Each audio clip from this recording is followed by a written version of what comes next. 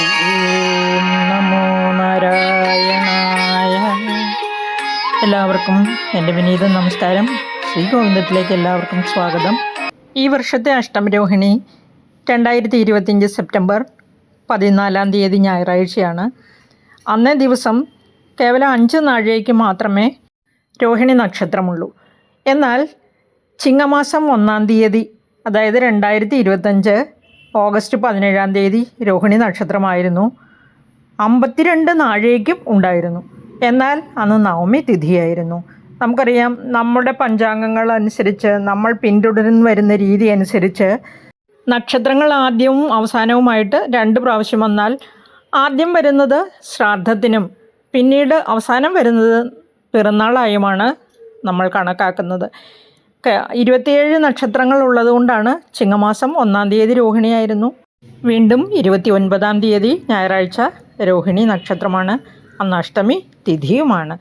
ഇനി പറയാൻ പോകുന്നത് കാർത്തിക നക്ഷത്രം 13 ശനിയാഴ്ച കേവലം 9 നാഴികയ്ക്കേ ഉള്ളൂ. അത് കഴിയുമ്പോൾ രോഹിണി തുടങ്ങുന്നതാണ്. സൽസന്താനങ്ങളെ വേണ്ടവരും അതുപോലെ തന്നെ നമ്മുടെ കുഞ്ഞുങ്ങളുടെ ഉയർച്ചയ്ക്ക് വേണ്ടിയും അഷ്ടമി രോഹിണി വ്രതം നോക്കുന്നവരാണ് ഏറെ പേരും. അതുകൊണ്ട് തന്നെ ആ വ്രതം തുടങ്ങുന്നതും വ്രതം അനുഷ്ഠിക്കുന്നതും എല്ലാം വളരെ ശ്രേഷ്ഠമാണ്. അന്നേ ദിവസം കൃഷ്ണകഥകൾ കേൾക്കുന്നതും ആ ശ്രീകൃഷ്ണ ഭഗവാന്റെ ലീലകളിൽ മുഴുകി ജീവിക്കുന്നതും ദ്വാദശാക്ഷരി മന്ത്രം ജപിക്കുന്നതും അഷ്ടാക്ഷര മന്ത്രം ജപിക്കുന്നതും എല്ലായ്പ്പോഴും ഇടതടവില്ലാതെ ഹരേ രാമ രാമ രാമ ഹരേ ഹരേ, ഹരേ കൃഷ്ണ കൃഷ്ണ കൃഷ്ണ ഹരേ ഹരേ എന്ന് ജപിക്കുന്നതും വളരെ ശ്രേഷ്ഠമാണ്. കലിയുഗത്തിൽ ജീവിക്കുന്ന ഭക്തന്മാരായവർക്ക് അവരുടെ ദുഃഖം, ശോകം, അജ്ഞാനം ഇവയെ നശിപ്പിക്കാൻ പോകുന്നതും അവരുടെ പുണ്യത്തെ വർദ്ധിപ്പിക്കുന്നതും സ്വന്തം യശസ്സിനെ എല്ലായിടത്തും വ്യാപിപ്പിക്കുന്നതുമാണ് ഭഗവത് കഥകളും ഭഗവത് കീർത്തനങ്ങളും. സജ്ജനങ്ങളുടെ എല്ലാം ചെവികൾക്ക് അമൃത സമാനമാണ് ഭഗവാന്റെ കഥകളും കീർത്തനങ്ങളും ബാലലീലകളും. അതുകൊണ്ട് അത് ഒരു തവണയെങ്കിലും നമുക്ക് കേൾക്കാൻ സാധിച്ചാൽ നമ്മുടെ സർവ്വ പാപങ്ങളും ശമിച്ച് നമുക്ക് ഐശ്വര്യവും സമാധാനവും ലഭിക്കുന്നതാണ്. നമ്മളെല്ലാവരും കണ്ണടച്ചിട്ട് ഭഗവാന്റെ ഏത് രൂപം മനസ്സിൽ ധ്യാനിച്ച് പ്രാർത്ഥിക്കുന്നുവോ ആ രൂപത്തിൽ ഭഗവാൻ നമുക്ക് ദർശനം നൽകും എന്നാണ് പറഞ്ഞിരിക്കുന്നത്. നമുക്കിന്ന് കണ്ണൻ്റെ ആ കർണാനന്ദകരമായ കഥകൾ തന്നെ കേൾക്കാം. നാരായണീയത്തിൽ ഇപ്പോൾ പറഞ്ഞുകൊണ്ടിരിക്കുന്നതും കണ്ണൻ്റെ ബാലലീലകൾ തന്നെയാണ്. പൂന്താനം ഇങ്ങനെ പാടി: ഉണ്ണിക്കണ്ണൻ മനസ്സിൽ കളിക്കുമ്പോൾ ഉണ്ണികൾ മറ്റു വേണമോ മക്കളായി, കൃഷ്ണ കൃഷ്ണ മുകുന്ദ ജനാർദ്ദന, കൃഷ്ണ ഗോവിന്ദ നാരായണ ഹരേ, അച്യുതാനന്ദ ഗോവിന്ദ മാധവ, സച്ചിദാനന്ദ നാരായണ ഹരേ. ഭഗവാൻ ഓരോരോ സമയത്തായി 10 അവതാരങ്ങൾ എടുത്തു. ബ്രഹ്മാവിൻ്റെ അഭ്യർത്ഥന പ്രകാരം ഭഗവാൻ സംഘർഷണമൂർത്തിയായ ബലരാമനോടുകൂടി അവതരിച്ച് ദുഷ്ടനിഗ്രഹം ചെയ്യുന്നതാണല്ലോ ശ്രീകൃഷ്ണാവതാരം. ദ്രോണൻ എന്ന വസുവും ധര എന്ന അദ്ദേഹത്തിൻ്റെ പത്നിയും ഭഗവാൻ സ്വന്തം പുത്രനായി ജനിക്കുന്നതിന് വേണ്ടി ബ്രഹ്മാവിനെ തപസ് ചെയ്ത് പ്രസാദിപ്പിച്ചതിൻ്റെ ഫലമായിട്ടാണ് അവരുടെ ഗർഭത്തിൽ വന്ന് ഭഗവാൻ ശ്രീകൃഷ്ണൻ ജന്മമെടുക്കുന്നത്. ബ്രഹ്മാവ് അവരെ ഇപ്രകാരം അനുഗ്രഹിച്ചു: ഭഗവാൻ ദ്വാപരയുഗത്തിൽ നിങ്ങളുടെ പുത്രനായി ജനിക്കും എന്ന്. ആ ദ്രോണനും ധരയും അവർക്ക് ഭഗവാൻ ശ്രീഹരിയിൽ ഭക്തി ഉണ്ടാവണമോ എന്ന് മാത്രമേ പ്രാർത്ഥിച്ചുള്ളൂ. വേറൊന്നും അവർക്ക് ആവശ്യമില്ലായിരുന്നു. അങ്ങനെ ദ്രോണൻ്റെയും ധരയുടെയും പുനർജന്മമായി വസുദേവരും ദേവകിയും ജന്മമെടുക്കുന്നു. അവരുടെ ഗർഭത്തിൽ വന്ന് ശ്രീകൃഷ്ണ പരമാത്മാവായി ശ്രീഹരി ജന്മമെടുക്കുന്നു. ധർമാത്മാവായിരുന്ന ഉത്തമോത്തമ ഭക്തനായിരുന്ന യദുവിൻ്റെ വംശത്തിലാണ് വസുദേവർ ജനിക്കുന്നത്. ആ വംശപരമ്പരയാണ് യാദവ വംശം എന്നറിയപ്പെടുന്നത്. സംഘർഷഭരിതമായിരുന്നു ഭഗവാന്റെ ജന്മം മുതലുള്ള കഥകൾ. എല്ലാവർക്കും അറിയാം. ദേവകിയുടെ വിവാഹ സമയത്ത് തന്നെ ശരീരി കേൾക്കുന്നു: ഹേ കംസ, ഇവളുടെ അഷ്ടമസുതൻ നിന്നെ വധിക്കും എന്ന്. നാരായണീയത്തിൽ നിങ്ങൾ കേട്ടിട്ടുണ്ട്. ഭൂമിദേവി ബ്രഹ്മദേവനെ ശരണം പ്രാപിക്കുകയാണ്. ദൈത്യരാജാക്കന്മാരുടെ ഭാരം സഹിക്കാനാകാതെ അവരുടെ ദുഷ്പ്രവൃത്തികൾ കൊണ്ട് പൊറുതിമുട്ടി ഒരു പശുവിൻ്റെ രൂപത്തിൽ കണ്ണുനീർ വാർത്തുകൊണ്ട് ചതുർമുഖനായ ശ്രീ ബ്രഹ്മദേവൻ്റെ സമീപത്തെത്തി തൻ്റെ എല്ലാ ദുഃഖവും ഉണർത്തിക്കുന്നു. ഭൂമിദേവിയുടെ ദുഃഖം മനസ്സിലാക്കിയ ബ്രഹ്മാവ് ശിവനോടും ദേവന്മാരോടും കൂടി ആ പാലാഴിയുടെ തീരത്ത് ചെന്ന് ആദിപുരുഷനായ ഭഗവാൻ വിഷ്ണുവിനെ പുരുഷ സൂക്തം ചൊല്ലി സ്തുതിക്കുകയാണ്. അതിനുശേഷം അല്പനേരം ഭഗവാനെ ധ്യാനിച്ചിരുന്നു ബ്രഹ്മദേവൻ. ഭഗവാന്റെ ഇച്ഛ അശരീരി രൂപത്തിൽ ഇങ്ങനെ കേൾക്കുകയാണ്. അതിനുശേഷം ബ്രഹ്മാവ് എല്ലാ ദേവന്മാരോടും കൂടി ഇങ്ങനെ പറഞ്ഞു, അല്ലയോ ദേവന്മാരെ, ഭഗവാൻ ഇപ്രകാരം എന്നോട് കൽപ്പിച്ചിരിക്കുന്നു. ഭൂമിയുടെ ഭാരം തീർക്കാനായി ഭൂമിയിൽ അവതരിക്കുന്നതിന് അദ്ദേഹം മുൻപേ തന്നെ തീരുമാനിച്ചിരിക്കുകയായിരുന്നു. ഭഗവാൻ വസുദേവരുടെ ഗ്രഹത്തിൽ ദേവകിയുടെ പുത്രനായി അവതരിക്കും. അദ്ദേഹത്തെ സഹായിക്കാനായി നിങ്ങളും യദുവംശത്തിൽ ചെന്ന് ജനിക്കുക. ഭഗവാന് പ്രിയം നൽകുവാനായി അപ്സര സ്ത്രീകളും യാദവ വംശത്തിൽ ചെന്ന് ജനിക്കട്ടെ. ഭഗവാന്റെ സന്തത സഹചാരിയായ ആദിശേഷൻ ആദ്യമേ തന്നെ ബലരാമനായി മധുരയിൽ ജനിച്ചിരുന്നു. നാരായണീയം 37-ാം ദശകം മുതൽ ഈ കഥകൾ തന്നെയാണ് പറഞ്ഞിരിക്കുന്നത്. ശ്രീ ഭഗവതിയും ഭഗവാനോടുകൂടി തന്നെ അവിടെ ജന്മമെടുത്തിരുന്നു. ഭൂമിദേവിയെ അങ്ങനെ സാന്ത്വനപ്പെടുത്തി തിരികെ അയച്ചതിന് ശേഷം ബ്രഹ്മാവ് സ്വന്തം സ്ഥാനമായ സത്യലോകത്തേക്ക് മറ്റ് ദേവന്മാരോടുകൂടി മടങ്ങിപ്പോകുന്നു. യാദവശ്രേഷ്ഠനായ ശൂരസേനൻ മധുരാപുരിയുടെ അധിപനായി കഴിയുന്ന സമയമായിരുന്നു അത്. അദ്ദേഹത്തിൻ്റെ പുത്രനാണ് വസുദേവൻ. ഉഗ്രസേനൻ്റെ പുത്രിയായ ദേവകിയെ അദ്ദേഹം വിവാഹം കഴിക്കുന്നു. ഉഗ്രസേനൻ സ്ത്രീധനമായി വളരെയധികം സ്വർണം, കുതിര, ആന, തേര്, അനേകം പരിചാരികമാർ ഇവയെല്ലാം വസുദേവർക്കും ദേവകിക്കുമായി കൊടുത്തിട്ട് സ്വന്തം സഹോദരിയോടുള്ള സ്നേഹം നിമിത്തം സഹോദരനായ കംസൻ തന്നെ വധൂവരന്മാരുടെ തേര് തെളിച്ച് പോവുകയാണ്. അങ്ങനെ വധൂഗ്രഹത്തിൽ നിന്നും ആഘോഷസമേതം വരൻ്റെ, അതായത് വസുദേവരുടെ ഗ്രഹത്തിലേക്ക് നീങ്ങിയ ആ സമയത്താണ് ഈ അശരീരി കേൾക്കുന്നത്. ഹേ ദുഷ്ടനായ കംസ, ദേവകിയുടെ അഷ്ടമപുത്രൻ നിന്റെ അന്തകനായി തീരും. ഇത് കേട്ട് കംസൻ വളരെയധികം കുപിതനായി, അതേസമയം ഭയപ്പെടുകയും ചെയ്തു. കംസൻ ദേവകിയെ വധിക്കാനായി അവളുടെ സമൃദ്ധമായ തലമുടിയിൽ കടന്നു പിടിക്കുകയാണ്. സ്ത്രീഹത്യ വളരെയധികം പാപമാണ്. ആ ഹീനമായ കർമ്മത്തിന് കംസൻ മുതിരുന്നത് കണ്ടപ്പോൾ മഹാത്മാവായ വസുദേവർ അദ്ദേഹത്തെ ഇപ്രകാരം സാന്ത്വനപ്പെടുത്തി. വസുദേവർ ചോദിച്ചു, മഹാത്മാവല്ലേ അങ്ങ്? ഭോജവംശത്തിൻ്റെ യശസ് വർദ്ധിപ്പിച്ചവനും ശൂരപുരുഷന്മാരാൽ ആദരിക്കപ്പെടുന്നവനുമല്ലേ?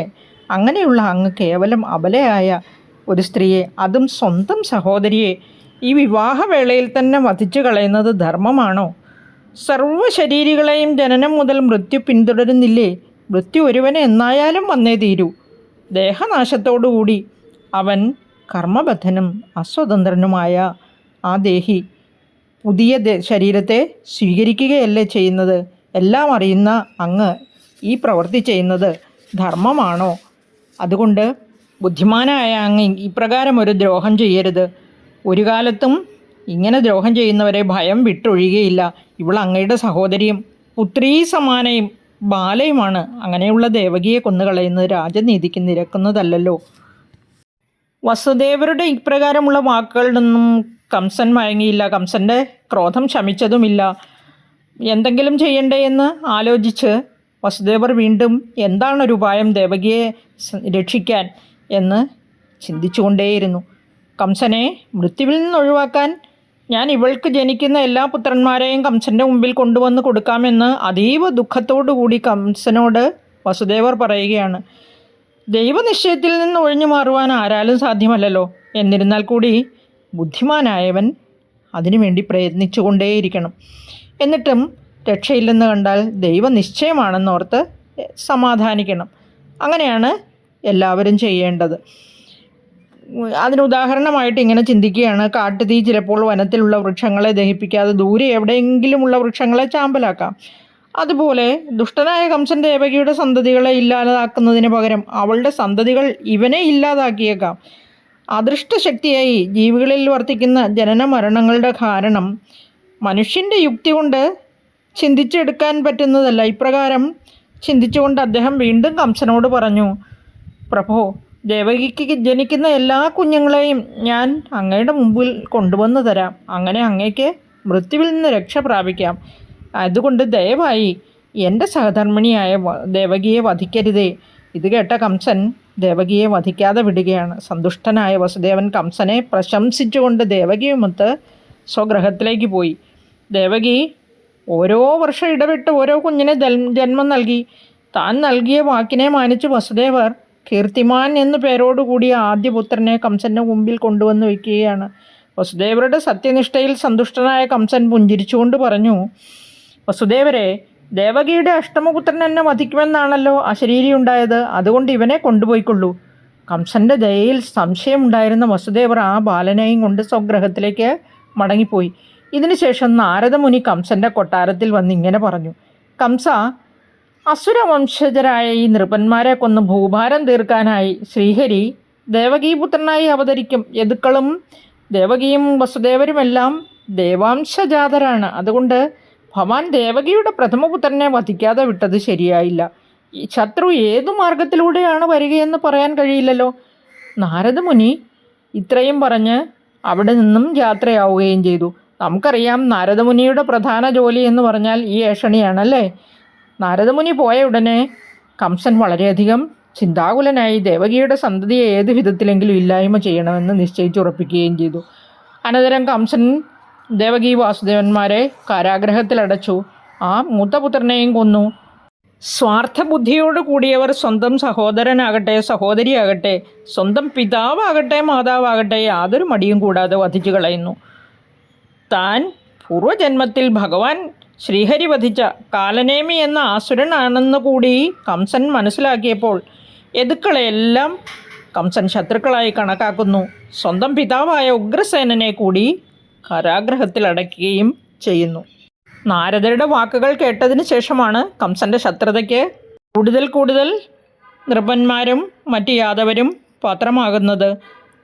അതനുസരിച്ച് കംസൻ്റെ ആജ്ഞപ്രകാരം പ്രലംബൻ, ബഗൻ, ചാണൂരൻ, തൃണാവർത്തൻ, അഘൻ, ദ്വിവിധൻ, മുഷ്ടികൻ, അരിഷ്ടൻ, പൂതന, കേശി, ധേനുകൻ, ബാണൻ, നരകൻ, ജരാസന്ധൻ തുടങ്ങിയ അസുരന്മാർ പല പ്രകാരത്തിലും യദുക്കളെ ഉപദ്രവിക്കാൻ തുടങ്ങി. ഇവരുടെ ഉപദ്രവം സഹിക്കാൻ വയ്യാതെ അവരെല്ലാം വിദർഭം, കുരു, സാല്വം, നിഷധം, കോസലം തുടങ്ങിയ അയൽ പ്രദേശങ്ങളിൽ ചെന്ന് രഹസ്യമായി താമസിക്കാൻ തുടങ്ങി. മരണത്തെ ഭയമില്ലാത്തവരാരാണുള്ളത്? കംസൻ ദേവകിയുടെ 6 മക്കളെയും ഇങ്ങനെ ഒന്നിനൊന്നായി കൊന്നുകളഞ്ഞു. 7ാമതായി ദേവകി ആദിശേഷൻ്റെ അംശാവതാരത്തെയാണ് ഗർഭം ധരിക്കുന്നത്. യാദവരുടെ ഭയത്തെ ഇല്ലാതാക്കാനായി ഭഗവാൻ ശ്രീഹരി യോഗമായ ദേവിയോട് ഇപ്രകാരം പറയുകയാണ്. ആ യാദവരുടെ ഭയം അർത്ഥമില്ലാത്തതല്ല. കാരണം ഒന്നൊന്നായി ദേവകിയുടെ എല്ലാ മക്കളെയും കൊന്നു. 8ാമത്തെ പുത്രനാണ് കംസനെ വധിക്കേണ്ടവൻ. ഇങ്ങനെ ഇരിക്കെ ഈ കുഞ്ഞും രക്ഷപ്പെടുമോ എന്നെല്ലാവരും സംശയിക്കുന്നുണ്ട്. ഭഗവാനിൽ ഉറച്ച വിശ്വാസമുള്ളവർ മാത്രം ഭഗവാൻ ശ്രീഹരി 8ാമത്തെ പുത്രനായി ജന്മമെടുക്കുമെന്നും ഈ കംസൻ്റെ അന്ത്യം വരുത്തുമെന്നും ആഗ്രഹിച്ചു അങ്ങനെ തന്നെ വിശ്വസിച്ചിരുന്നു. ജഗദീശ്വരനായ ആ പരബ്രഹ്മമൂർത്തി യോഗമായ ദേവിയെ വിളിച്ചിട്ട് ഇപ്രകാരം പറഞ്ഞു, ദേവി, അവിടുന്ന് ഗോകുലത്തിലേക്ക് പോയാലും അവിടെ യദുക്കളും നന്ദഗോപരും പത്നിയായ രോഹിണിയും എല്ലാം കംസനെ ഭയന്ന് കഴിയുന്നുണ്ട്. എൻ്റെ അംശമായ ആദിശേഷൻ ദേവകിയുടെ ഗർഭത്തിൽ ഉത്ഭവിച്ചിരിക്കുന്നു. അവിടുന്ന് ആ ഗർഭത്തെ രഹസ്യമായി രോഹിണിയുടെ ഉദരത്തിലേക്ക് മാറ്റണം. അതിനുശേഷം ഞാൻ നേരിട്ട് ദേവകീപുത്രനായി ജനിക്കുന്നുണ്ട്. അപ്പോൾ ദേവിയും നന്ദപത്നിയായ യശോദയുടെ ഉദരത്തിൽ ജന്മമെടുത്താലും സർവാഭീഷ്ടങ്ങളും നൽകുന്നവളും സർവകാമേശ്വരിയുമായ അവിടുത്തെ സർവമർത്യരും സർവവിധ ഉപചാരങ്ങളോടും കൂടി പൂജിക്കും. അവർ നിന്നെ നിരവധി ക്ഷേത്രങ്ങൾ പണിത് പ്രതിഷ്ഠിക്കും. ദുർഗ, ഭദ്രകാളി, വിജയ, വൈഷ്ണവി, കുമുദ, ചണ്ഡിക, കൃഷ്ണ, മാധവി, കന്യക, മായ, നാരായണി, ഈശാനി, ശാരദ, അംബിക തുടങ്ങിയ നാമങ്ങൾ അവിടത്തേക്ക് ഉണ്ടായി വരും. ദേവകിയുടെ ഗർഭത്തിൽ ഇപ്പോഴുള്ള ബാലൻ ഗർഭസംഘർഷണം കൊണ്ട് സംഘർഷണനെന്നും ബലം കൊണ്ട് ബലഭദ്രനെന്നും ലോകരെ രമിപ്പിക്കുന്നത് കൊണ്ട് രാമനെന്നും പ്രസിദ്ധനായിത്തീരും. ഭഗവാന്റെ വാക്കുകൾ കേട്ട യോഗമായ ദേവി ഭൂമിയിൽ ചെന്ന് അപ്രകാരം തന്നെ പ്രവർത്തിക്കുന്നു. ദേവകിയുടെ ഉദരത്തിൽ നിന്നും ഗർഭത്തെ രോഹിണിയുടെ ഗർഭത്തിലേക്ക് മാറ്റിയപ്പോൾ ദേവകി ഗർഭം അലസിപ്പോയതാണെന്നാണ് ജനങ്ങൾ കരുതിയത്. ഇതിനുശേഷം വിശ്വാത്മാവായ ഭഗവാൻ ശ്രീഹരി വസുദേവരുടെ ഹൃദയത്തിൽ പ്രവേശിച്ച് അവിടുന്ന് സൂര്യ തേജസ്സോട് കൂടിയവനും സർവർക്കും അലംഘ്യനും ദുർദർശനുമായി ഭഗവത് ചൈതന്യം ആയിട്ട് വസുദേവരുടെ രേതസ്സിലൂടെ ദേവകിയുടെ ഗർഭത്തിൽ പ്രവേശിക്കുന്നു. ആ ഗർഭത്തിലേക്ക് പ്രവേശിച്ച ഉടനെ കിഴക്ക് ദിക്കിലിങ്ങനെ ഉദിച്ചുയരുന്ന പൂർണ്ണചന്ദ്രനെ പോലെയും അതുപോലെ സർവർക്കും ആനന്ദം നൽകുന്ന ആ വൈഷ്ണവ ചൈതന്യത്തെ ദേവകി സ്വഗർഭത്തിൽ ധരിച്ച് ആ ചുറ്റും പ്രകാശം പരത്തുകയാണ്. അത്യധികം തേജസ്സോടുകൂടി ഭഗവാൻ ശ്രീഹരി അങ്ങനെ ദേവകി ഗർഭത്തിൽ വിളങ്ങുന്നു. ദേവകി കാരാഗ്രഹത്തിനകത്തായതുകൊണ്ട് ആ വൈഷ്ണവ ചൈതന്യത്തെ കുടത്തിലെ വിളക്കെന്ന പോലെയാണ് മറ്റുള്ളവർക്ക് കാണാൻ കഴിഞ്ഞത്.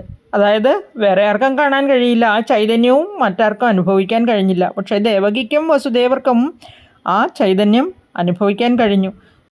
പക്ഷേ ദേവകിയുടെ ഈ ചൈതന്യം കണ്ട കംസന് ഭയം ഉണ്ടാകാൻ തുടങ്ങി.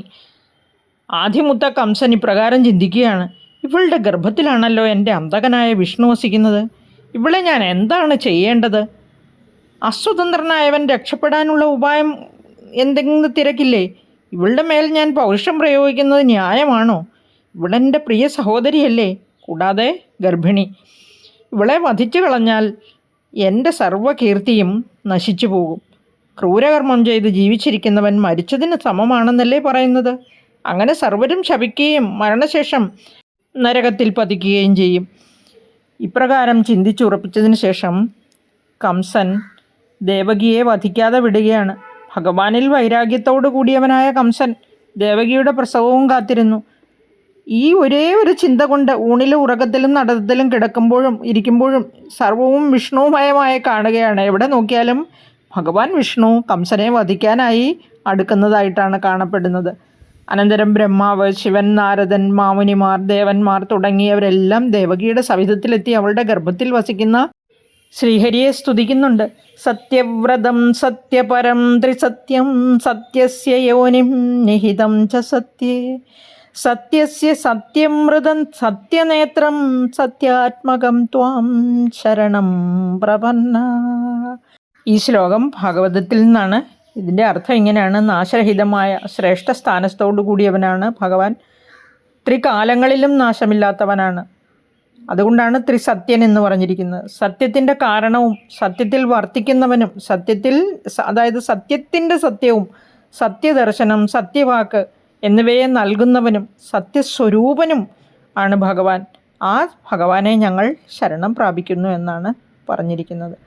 ഭാഗവതത്തിൽ ദശമസ്കന്ധം 2-ാം അധ്യായത്തിൽ 26-ാം ശ്ലോകം മുതൽ 42-ാം ശ്ലോകം വരെ ഈ ഭഗവത് സ്തുതിയാണ്. അവസാനിക്കുന്നത് ഇങ്ങനെയാണ്: മത്സ്യാശ്ച കച്ഛപ നൃസിംഹവരാഹഹംസ രാജന്യ വിപ്രവിബുധേഷു കൃതാവതാര ത്വം പാസിനസ്ത്രിഭുവനം ച യഥാധുനേശ ഭാരം ഭുവോ ഹരയദൂത്തമവന്ദനം തേ ദിഷ്ട്യാംബത്തെ കുക്ഷിഗതപരപ്പുമാനംശേന സാക്ഷാത് ഭഗവാൻ ഭവായ നഃ മാ ഭൂദ്ഭയം ഭോജപതേർമുമുക്ഷോർഗോപ്തായദൂനാം ഭവിതാ തവാത്മജഃ. ഇതിൻ്റെ അർത്ഥം ഇങ്ങനെയാണ്: നിന്തിരുവടി മുൻപ് മത്സ്യം, കൂർമ്മം, വരാഹം, നൃസിംഹം, വാമനൻ, പരശുരാമൻ, ശ്രീരാമൻ തുടങ്ങിയ അവതാരങ്ങൾ സ്വീകരിച്ച് ഞങ്ങളെയും ത്രിലോകങ്ങളെയും കാത്തുകൊള്ളുകയുണ്ടായല്ലോ. അതുപോലെ തന്നെ ഇപ്പോഴും ഈ ഭൂമിയുടെ ഭാരം തീർക്കുന്നതിനായി അവതരിച്ചിരിക്കുന്നു. അല്ലയോ യദൂത്തമ, നിന്തിരുവടിക്ക് നമസ്കാരം. അല്ലയോ ദേവകീദേവി, അവിടുത്തെ ഉദരത്തിൽ പരംപുരുഷനായ ഭഗവാൻ സ്വാംശം കൊണ്ട് അവതരിച്ചിരിക്കുന്നുവല്ലോ. അവിടുന്ന് അന്തകനടുത്തെത്തിയ കംസനെ ഒന്നുകൊണ്ടും ഭയപ്പെടേണ്ട, ഈ ഭഗവാൻ നിങ്ങളെ എല്ലാം രക്ഷിച്ചുകൊള്ളും എന്ന് പറഞ്ഞിട്ട് ഭഗവാനെ സ്തുതിച്ചതിന് ശേഷം ദേവന്മാരെല്ലാം അവിടെ നിന്നും അന്തർധാനം ചെയ്യുന്നു. വസുദേവരും ദേവകിയും കാത്തിരുന്ന നിമിഷം സമാഗതമായി. ഭഗവാന്റെ അവതാര സമയം. അറിവുള്ളതാണെങ്കിൽ കൂടി ഞാൻ ഒന്നുകൂടി പറയാം. ഭഗവാന്റെ അവതാരത്തിന് മുന്നോടിയായി എല്ലാ ദിക്കുകളും പ്രകാശമാനമായി, ഗ്രഹനക്ഷത്രങ്ങളെല്ലാം ബലവാന്മാരായി, ആകാശത്ത് ശുഭനക്ഷത്രങ്ങളെല്ലാം അങ്ങനെ ഉദിച്ചുയർന്നു നിന്നു. ഗ്രാമങ്ങളും പുരങ്ങളുമെല്ലാം ഫലഭൂയിഷ്ടമായി, നദികൾ ശീതളവും സ്വച്ഛവുമായി ജലം വഹിച്ചുകൊണ്ട് ഒഴുകിക്കൊണ്ടിരുന്നു. തടാകങ്ങളിലും പൊയ്കകളിലും ആമ്പലും താമരയും മറ്റ് ജലസസ്യങ്ങളും വിടർന്ന് വിരിഞ്ഞ് സുഗന്ധം പരത്തിക്കൊണ്ട് നിന്നു. വൃക്ഷലതാദികൾ പൂത്തു നിന്നു. പക്ഷികളും വണ്ടുകളും ശുഭസൂചകമായ ശബ്ദത്തിൽ പാടി. പുഷ്പങ്ങളുടെ സുഗന്ധം വഹിച്ചുകൊണ്ട് ഇളം തെന്നൽ നാളിൽ പാടും വീശിക്കൊണ്ടിരുന്നു. ഹോമകുണ്ടങ്ങളിൽ നിന്നും അഗ്നി ശുഭജ്വാലകളോടുകൂടി തെളിഞ്ഞു പൊങ്ങി. ഭഗവാന്റെ തിരുവവതാരവേളയിൽ ആകാശത്തു നിന്നും ദേവന്മാർ നാനാവാദ്യഘോഷങ്ങൾ മുഴക്കി. കിന്നരന്മാരും ഗന്ധർവന്മാരും ഗീതങ്ങൾ ഉതിർത്തു. അപ്സരസുകൾ വിദ്യാധരന്മാരോടുകൂടി നൃത്തമാടി. സിദ്ധന്മാരും ചാരണന്മാരും ഭഗവാനെ വാഴ്ത്തി സ്തുതിച്ചു. ദേവന്മാരും മുനിമാരും ആനന്ദത്തോടുകൂടി പുഷ്പവൃഷ്ടി നടത്തി. സാഗരങ്ങളെല്ലാം മന്ദം മന്ദം ഗർജിച്ചു. അർദ്ധരാത്രിയായപ്പോൾ കിഴക്ക് ദിക്കിലെ പൂർണ്ണചന്ദ്രനെ പോലെ ശോഭയോടുകൂടിയ ഒരു കുഞ്ഞിന് ദേവകി ജന്മം നൽകി. കൃഷ്ണ ഗുരുവായൂരപ്പ. ഹരേ കൃഷ്ണ ഹരേ രാമ രാമ രാമ ഹരേ ഹരേ. ഹരേ കൃഷ്ണ കൃഷ്ണ കൃഷ്ണ ഹരേ ഹരേ. 4 തൃക്കൈകളോടും അതിൽ ശംഖചക്ര ഗദാപത്മങ്ങൾ അണിഞ്ഞും വക്ഷസ്ഥലത്ത് ശോഭിക്കുന്ന കൗസ്തുഭം, ശ്രീവത്സം എന്നിവയോടുകൂടി മഞ്ഞപ്പട്ടുടയാട ചുറ്റി നാനാവിധത്തിലുള്ള ആഭരണങ്ങൾ ധരിച്ച് ഭഗവാന്റെ ദിവ്യസ്വരൂപം കണ്ട് വസുദേവൻ അത്യധികം ആശ്ചര്യപ്പെട്ടു. ഭഗവാൻ തൻ്റെ പുത്രനായി ജനിച്ചിരിക്കുന്നതായി അറിഞ്ഞ വസുദേവർ അത്യധികം സന്തോഷത്തോടുകൂടി ബ്രാഹ്മണർക്ക് ഗോക്കൾ, ദ്രവ്യം മുതലായ വസ്തുക്കൾ ദാനം ചെയ്യുന്നു. ആ ഭഗവാൻ അങ്ങനെ കാരാഗ്രഹത്തിൽ ഇങ്ങനെ പ്രകാശിച്ചുകൊണ്ട് കിടക്കുകയാണ്. സ്വന്തം ദീപ്തി കൊണ്ട് ആ കാരാഗ്രഹത്തെ മുഴുവൻ പ്രകാശിപ്പിച്ചിരിക്കുകയാണ് ഭഗവാൻ. ആ ഭഗവാനെ വസുദേവർ കൈകൂപ്പി തൊഴുതുകൊണ്ട് സ്തുതിച്ചു. കൃഷ്ണ കൃഷ്ണ മുകുന്ദ ജനാർദ്ദന കൃഷ്ണ ഗോവിന്ദ നാരായണ ഹരേ. അച്യുതാനന്ദ ഗോവിന്ദ മാധവ സച്ചിദാനന്ദ നാരായണ ഹരേ. ഭഗവാനെ കൽപ്പാവസാനത്തിൽ ആരുടെ ഉദരത്തിലാണോ എല്ലാം ചെന്നു ചേരുന്നത്, ആ ഭഗവാൻ എൻ്റെ ഉദരത്തിൽ വന്ന് ജനിച്ചു എന്നറിഞ്ഞാൽ ലോകത്തിൽ അത് പരിഹാസ്യ കാരണമായി തീരുമല്ലോ. അതുകൊണ്ട് അങ്ങ് ഏവർക്കും ലാളിക്കാൻ പാകത്തിന് ആ സാധാരണ മനുഷ്യ ശിശുവായി ഞങ്ങളുടെ മുമ്പിൽ പ്രത്യക്ഷപ്പെടണമേ എന്ന് പ്രാർത്ഥിക്കുകയാണ്. ഭഗവാൻ പറഞ്ഞു, ദേവി, അങ്ങ് പൂർവ്വജന്മത്തിൽ ഞാൻ നിങ്ങൾക്ക് മകനായി ജനിക്കണമെന്ന് പ്രാർത്ഥിച്ചു. അത് ഞാൻ സാധിച്ചു തന്നിരിക്കുന്നു. എല്ലാവർക്കും ദർശിക്കാൻ പ്രയാസമേറിയ എൻ്റെ ഈ രൂപത്തെ ഞാൻ നിങ്ങളുടെ മുമ്പിൽ പ്രദർശിപ്പിച്ചത് നിങ്ങൾക്ക് നിങ്ങളുടെ പൂർവ്വജന്മത്തെക്കുറിച്ച് സ്മരണയുണ്ടാകാൻ വേണ്ടി മാത്രമാണ്.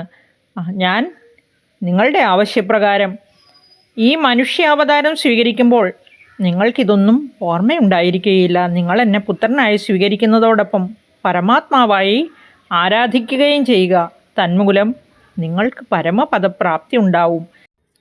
അനന്തരം ഭഗവാൻ ശ്രീഹരി വസുദേവർക്ക് വേണ്ടതായ നിർദ്ദേശങ്ങൾ കൊടുക്കുകയാണ്. അതുവരെ എല്ലായിടവും നിശബ്ദമായിരുന്നു. ആ സാധാരണ ശിശുവിൻ്റെ രൂപം കൈക്കൊണ്ടതും ഭഗവത് പ്രേരണ നിമിത്തം വസുദേവർ ആ കുഞ്ഞിനെയും എടുത്ത് കാരാഗ്രഹത്തിൽ നിന്നും പുറത്തിറങ്ങുന്നതിന് ഭാവിച്ചു. ഈ സമയത്ത് തന്നെ യോഗമായാദേവിയുടെ ജനനവും ഉണ്ടായി. യോഗമായാദേവി യശോദയുടെ പുത്രിയായി ജനിക്കുകയാണ്. ഭഗവാന്റെ മായാശക്തി കാവൽക്കാരെയും പൗരജനങ്ങളെയും എല്ലാം ഗാഠനിദ്രയിൽ ആഴ്ത്തിയിരിക്കുകയാണ്. എവിടെയും നിശബ്ദത മാത്രം. വസുദേവർ ശിശുവിനെ കയ്യിലെടുത്തപ്പോൾ തന്നെ അവിടെ നിന്ന് അന്ധകാരം അകന്നു പോയി. ഭഗവത് ചൈതന്യം നിമിത്തം ചുറ്റുപാടും പ്രകാശം പരന്നൊഴുകി. അദ്ദേഹത്തിൻ്റെ ചങ്ങലകളെല്ലാം, ആ ബന്ധിച്ചിരുന്ന ചങ്ങലകളെല്ലാം താനേ അഴിഞ്ഞു വീണു. കാരാഗ്രഹത്തിൻ്റെ വാതിൽ താനേ തുറന്നു. അദ്ദേഹം പുറത്തു കടന്ന സമയത്ത് മഴ പതുക്കെ പതുക്കെ പെയ്യാൻ തുടങ്ങി. വസുദേവർക്കും കുഞ്ഞിനും മഴ നനയാതിരിക്കാനായി തൻ്റെ പണം വിടർത്തി ഒരു കുട പോലെ അങ്ങനെ അനന്തൻ നിലകൊണ്ടു. പതുക്കെ പതുക്കെ പെയ്തുകൊണ്ടിരുന്ന മഴയ്ക്ക് ശക്തി കൂടാൻ തുടങ്ങി. വസുദേവർ നോക്കുമ്പോൾ ദാ നദിയിലെ വെള്ളം ഉയർന്നു വരുന്നു. അതുപോലെ തന്നെ മഴയ്ക്കും ശക്തി കൂടി പേമാരിയായി മാറുകയാണ്. ഇങ്ങനെ കൂലം കുത്തി ഒഴുകുന്ന ആ കാളിന്തി നദിയിലെ ജലം വസുദേവർക്ക് കടന്നു പോകാനായി. ശ്രീരാമൻ പണ്ട് സേതുബന്ധനത്തിന് ശ്രമിച്ചപ്പോൾ സാഗരം വഴിമാറിക്കൊടുത്തതുപോലെ ഇവിടെയും കാളിന്തി നദി വസുദേവർക്ക് കടന്നു പോകാനായി വഴിമാറിക്കൊടുക്കുകയാണ്. എന്തതിശയം! ജലം ഇപ്പോൾ വസുദേവരുടെ കണങ്കാൽ വരെ മാത്രമേ ഉള്ളൂ. യശോദയുടെ സൂതികാഗ്രഹത്തിലെത്തിയ വസുദേവർ ആ യശോദ പ്രസവിച്ച പെൺകുഞ്ഞിനെ തിരികെ എടുത്ത് കുട്ടയിൽ വെച്ച് കാളിന്തി നദി കടന്ന് ദേവകിയുടെ സമീപത്തെത്തി അവിടെ കിടത്തി. അപൂർവ രൂപത്തിൽ എല്ലാം സ്ഥിതി ചെയ്യുകയാണ് വീണ്ടും. പ്രസവക്ഷീണം കൊണ്ടും യോഗമായയുടെ ശക്തി കൊണ്ടും താൻ പ്രസവിച്ചത് ആൺകുഞ്ഞാണോ പെൺകുഞ്ഞാണോ എന്നൊന്നും നന്ദപത്നിയായ യശോദയ്ക്ക് ഒരു രൂപവുമില്ലായിരുന്നു. വസുദേവർ ദേവകിയുടെ സമീപത്ത് കൊണ്ടുവന്ന പെൺകുഞ്ഞിനെ കിടത്തിയ ക്ഷണത്തിൽ തന്നെ കാരാഗ്രഹവാതിൽ താനെ വന്നടഞ്ഞു. എല്ലാം പൂർവ്വസ്ഥിതിയിലായി. കാവൽക്കാർ ഗാഠനിദ്ര വിട്ടുണർന്നു. ആ സമയത്ത് തന്നെ പെൺകുഞ്ഞ് ഉറക്ക കരയുവാൻ തുടങ്ങി. ജനിച്ച ഉടനെ കുഞ്ഞുങ്ങൾ കരയുമല്ലോ അല്ലേ, അതുപോലെ തന്നെ ഈ കുഞ്ഞും കരയാൻ തുടങ്ങി. അതുവരെ ഒരു ശബ്ദവും ഉണ്ടായിരുന്നില്ല. ഇത് കേട്ട കാവൽക്കാർ ഉടനെ തന്നെ കംസൻ്റെ മുമ്പിൽ ചെന്ന് ദേവകി പ്രസവിച്ച വിവരം പറഞ്ഞു. തൻ്റെ അന്തകൻ ജനിച്ചുവെന്ന് അറിഞ്ഞ ഉടനെ കംസൻ ക്ഷണനേരം കൊണ്ട് ദേവകിയുടെ അടുത്തെത്തുകയാണ്. നമുക്കറിയാം, കംസൻ വളരെ അസ്വസ്ഥനായിരുന്നു. തൻ്റെ അന്തകൻ്റെ ജനനം അടുത്തു വരുന്നു എന്ന ചിന്ത അദ്ദേഹത്തെ വളരെയധികം പരിഭ്രാന്തനാക്കിയിരുന്നു. അതുകൊണ്ട് തന്നെ വാർത്ത കേട്ട ഉടനെ ആ രാത്രിയിൽ, അർദ്ധരാത്രിയാണല്ലോ കണ്ണൻ്റെ ജനനം, അപ്പോൾ ആ മുടിയൊന്നും ഒതുക്കി വയ്ക്കാനോ വസ്ത്രം നേരെയാക്കാനോ ഒന്നും ശ്രമിക്കാതെ ഈ വാർത്ത കേട്ട ഉടനെ ദേവകിയുടെ അടുത്ത് പാഞ്ഞെത്തുകയാണ്. കംസനെ കണ്ടപ്പോൾ ദേവകി കരഞ്ഞുകൊണ്ട് ഇപ്രകാരം പറഞ്ഞു. ജ്യേഷ്ഠ, ഇത് നോക്കൂ, എനിക്ക് ജനിച്ചിരിക്കുന്നത് പെൺകുഞ്ഞാണ്. അങ്ങ് ഇവളെ പുത്രഭാര്യയായി കണക്കാക്കി വെറുതെ വിടണേ. സ്ത്രീഹത്യ വീരന്മാർക്ക് ഭൂഷണമാണോ? എനിക്ക് മുൻപ് ജനിച്ച പുത്രന്മാരെ എല്ലാം അങ്ങ് കൊന്നു കളഞ്ഞില്ലേ? ഇവളെങ്കിലും അവിടുന്ന് എനിക്ക് തരിക. ഇവൾ പെൺകുഞ്ഞാണ്. ഈ പെൺകുഞ്ഞ് എങ്ങനെ അങ്ങയെ വധിക്കും? കരുണ കട്ടണമേ ജ്യേഷ്ഠ എന്നിങ്ങനെ വിലപിച്ചു അവൾ. ഈ ദേവകിയുടെ ഹൃദയം തകർന്ന് വിളിക്കുന്ന കരച്ചിലൊന്നും കംസൻ്റെ ചെവികളിലേക്ക് എത്തിയില്ല.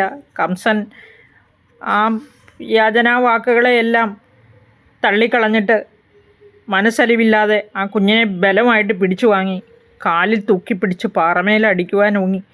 തൽക്ഷണം തന്നെ ആ കുഞ്ഞ് കംസൻ്റെ കയ്യിൽ നിന്നും വഴുതി മാറി ആകാശത്തേക്ക് ഉയർന്നുയർന്നു പോയി.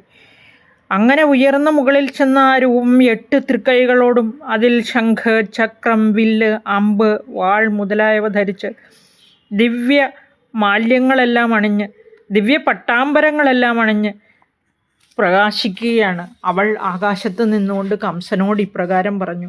ഹേ ദുഷ്ടനായ കംസ, നിന്റെ പരാക്രമം എന്നെപ്പോലെ അബലകളായ സ്ത്രീകളോടല്ല വേണ്ടത്. എന്നെ കൊന്നതുകൊണ്ട് നിനക്കെന്ത് പ്രയോജനമാണുള്ളത്? നിന്റെ അന്തകൻ ഭൂമിയിൽ അവതരിച്ചിട്ടുണ്ട്, കാത്തിരിക്കുക. ഇത്രയും പറഞ്ഞ യോഗമായ ദേവി അന്തർധാനം ചെയ്യുകയാണ്. ആ ദേവിയെ മനുഷ്യർ പല നാമങ്ങൾ കൽപ്പിച്ച് പല രൂപത്തിൽ പ്രതിഷ്ഠിച്ച് ഭൂമിയിൽ പലയിടത്തും ആരാധിക്കുന്നു. ദേവിയുടെ രൂപം ദർശിച്ച ദേവന്മാരും മുനിമാരും യക്ഷ, കിന്നര, ചാരണ, ഗന്ധർവ, അപ്സര വൃന്ദങ്ങൾ, വിദ്യാധരന്മാർ എല്ലാവരും വാഴ്ത്തി സ്തുതിക്കുന്നു. വേണ്ടതായ പൂജകൾ ചെയ്യുന്നു. ദേവിയുടെ വാക്യം കേട്ട് ആശ്ചര്യം പൂണ്ട കംസൻ ദേവകിയെയും വസുദേവരെയും കാരാഗ്രഹത്തിൽ നിന്നും മോചിപ്പിച്ചിട്ട് അവരോട് ഇപ്രകാരം താഴ്മയോടുകൂടി പറഞ്ഞു. സഹോദരി, ഞാൻ നിന്റെ നിരവധി മക്കളെ കാരണം കൂടാതെ കൊന്നുകളഞ്ഞു. ദുഷ്ടനും ക്രൂരനുമായി ഈ വിധം ബ്രഹ്മഹത്യാസമമായ ദുഷ്കർമ്മങ്ങൾ ചെയ്ത് മൃതസമനായിരിക്കുന്ന ഞാൻ ഏത് നരകത്തിലാണോ പതിക്കുന്നത്? മനുഷ്യർ മാത്രമല്ല ദേവന്മാരും അസത്യം പറയുമെന്ന് ബോധ്യമായിരിക്കുന്നു. കേവലം ഒരു അശരീരി വാക്കിനെ വിശ്വസിച്ച് കോപാന്ധനായ ഞാൻ നിങ്ങളുടെ പൊന്നുമക്കളെ എല്ലാം കൊന്നുകളഞ്ഞുവല്ലോ.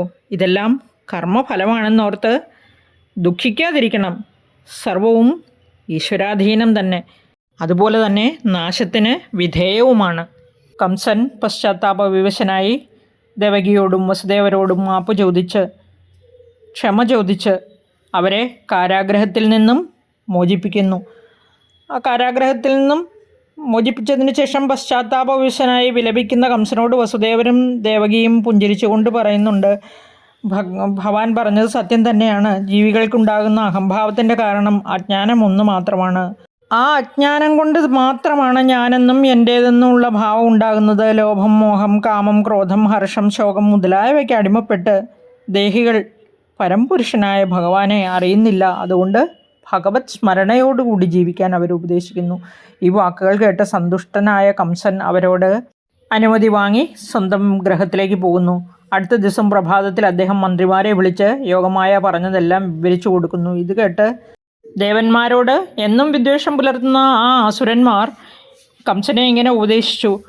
ഹേ രാജ, ഈ ദേവവാക്യമൊന്നും അങ്ങനെ അസത്യമാകാൻ വഴിയില്ല. അതുകൊണ്ട് തന്നെ പുരങ്ങളിലും ഗ്രാമങ്ങളിലും സഞ്ചരിച്ച് 10 ദിവസം പ്രായമായ എല്ലാ കുഞ്ഞുങ്ങളെയും കൊന്നുകളയാം നമുക്ക്. അങ്ങയുടെ ഞാണൊലി കേൾക്കുമ്പോഴേക്കും ഭയന്ന് വിറയ്ക്കുന്ന ദേവന്മാർക്ക് അങ്ങയുടെ ഒരു രോമത്തെ പോലും സ്പർശിക്കാൻ കഴിയില്ല.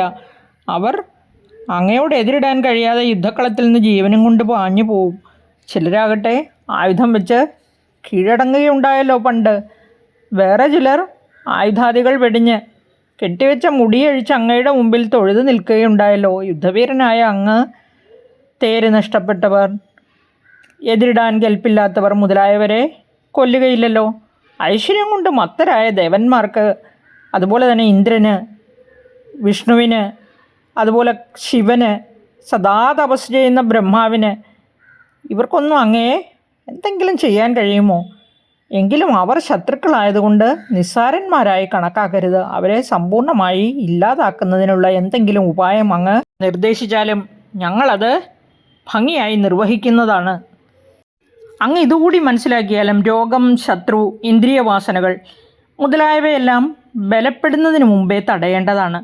അതായത് അവയുടെ എല്ലാം ഉദ്ഭവ സ്ഥാനത്ത് തന്നെ അവയെ തടഞ്ഞു നിർത്തേണ്ടതാണ്. അല്ലെങ്കിൽ അവ എതിർക്കാൻ കഴിയാത്ത വിധം ശക്തിമത്തായി തീരും. മന്ത്രിമാരുടെ ഉപദേശം കേട്ട കംസൻ 10 ദിവസം പ്രായമായ കുഞ്ഞുങ്ങളെയെല്ലാം വധിച്ചു കളയാനായി കൽപ്പന കൊടുത്ത് അസുരന്മാരെ നാനാ ദിക്കുകളിലേക്കും അയക്കുന്നു. ഇങ്ങനെ നിയോഗിക്കപ്പെട്ട അസുരന്മാർക്കോ കംസനോ അറിയില്ലല്ലോ, ഈശ്വരൻ ഭഗവാൻ അദ്ദേഹത്തെ വധിക്കുന്നത് സർവ്വദേവന്മാരെയും ഇല്ലാതാക്കുന്നതിന് സമമാണ് എന്ന് അവർ വിശ്വസിക്കുന്നു. പക്ഷേ ബ്രാഹ്മണർ, ഗോക്കൾ, വേദങ്ങൾ, ശമം, ദമം, ധർമാനുഷ്ഠാനം, സത്യം, ശ്രദ്ധ, ദയ, ക്ഷമ മുതലായവയെല്ലാം വിഷ്ണുവിൻ്റെ ശരീരമാണ്. സർവ്വദേവന്മാരുടെയും ഈശ്വരനാണ് ഭഗവാൻ. അസുരന്മാരെ എല്ലാം നശിപ്പിക്കുന്നവനുമായിരിക്കുന്നത് ഹൃദയത്തിൽ വസിക്കുന്ന ആ ഭഗവാൻ വിഷ്ണു തന്നെയാണ്. അദ്ദേഹത്തെ വധിക്കുന്നത് സർവ്വദേവന്മാരെയും വധിക്കുന്നതിന് സമമാണ്. അദ്ദേഹത്തിൻ്റെ ശരീരമായ വേദത്തെ പ്രകാശിപ്പിക്കുന്ന മുനിമാരെ വധിച്ചാൽ അത് അദ്ദേഹത്തെ വധിക്കുന്നതിന് സമമാണ്. അതുകൊണ്ട് തന്നെയാണ് അവർ നവജാത ശിശുക്കളെ നശിപ്പിക്കാനായി പുറപ്പെടുന്നത്. 10 ദിവസം പ്രായമായ കുഞ്ഞുങ്ങൾ എന്ന് പറഞ്ഞാൽ, അതായത് ദേവകി പ്രസവിച്ച ദിവസം മുതൽ കണക്കെടുത്തിട്ടാണത്. ഇപ്പോൾ ഭഗവാൻ എവിടെയെങ്കിലും ജനിച്ചിട്ടുണ്ട് എന്നാണല്ലോ യോഗമായ ദേവി പ്രവചിച്ചത്. അതനുസരിച്ച് നവജാത ശിശുക്കളെ വധിക്കാനായി അസുരന്മാർ നാലുപാടും പാഞ്ഞു നടന്നു.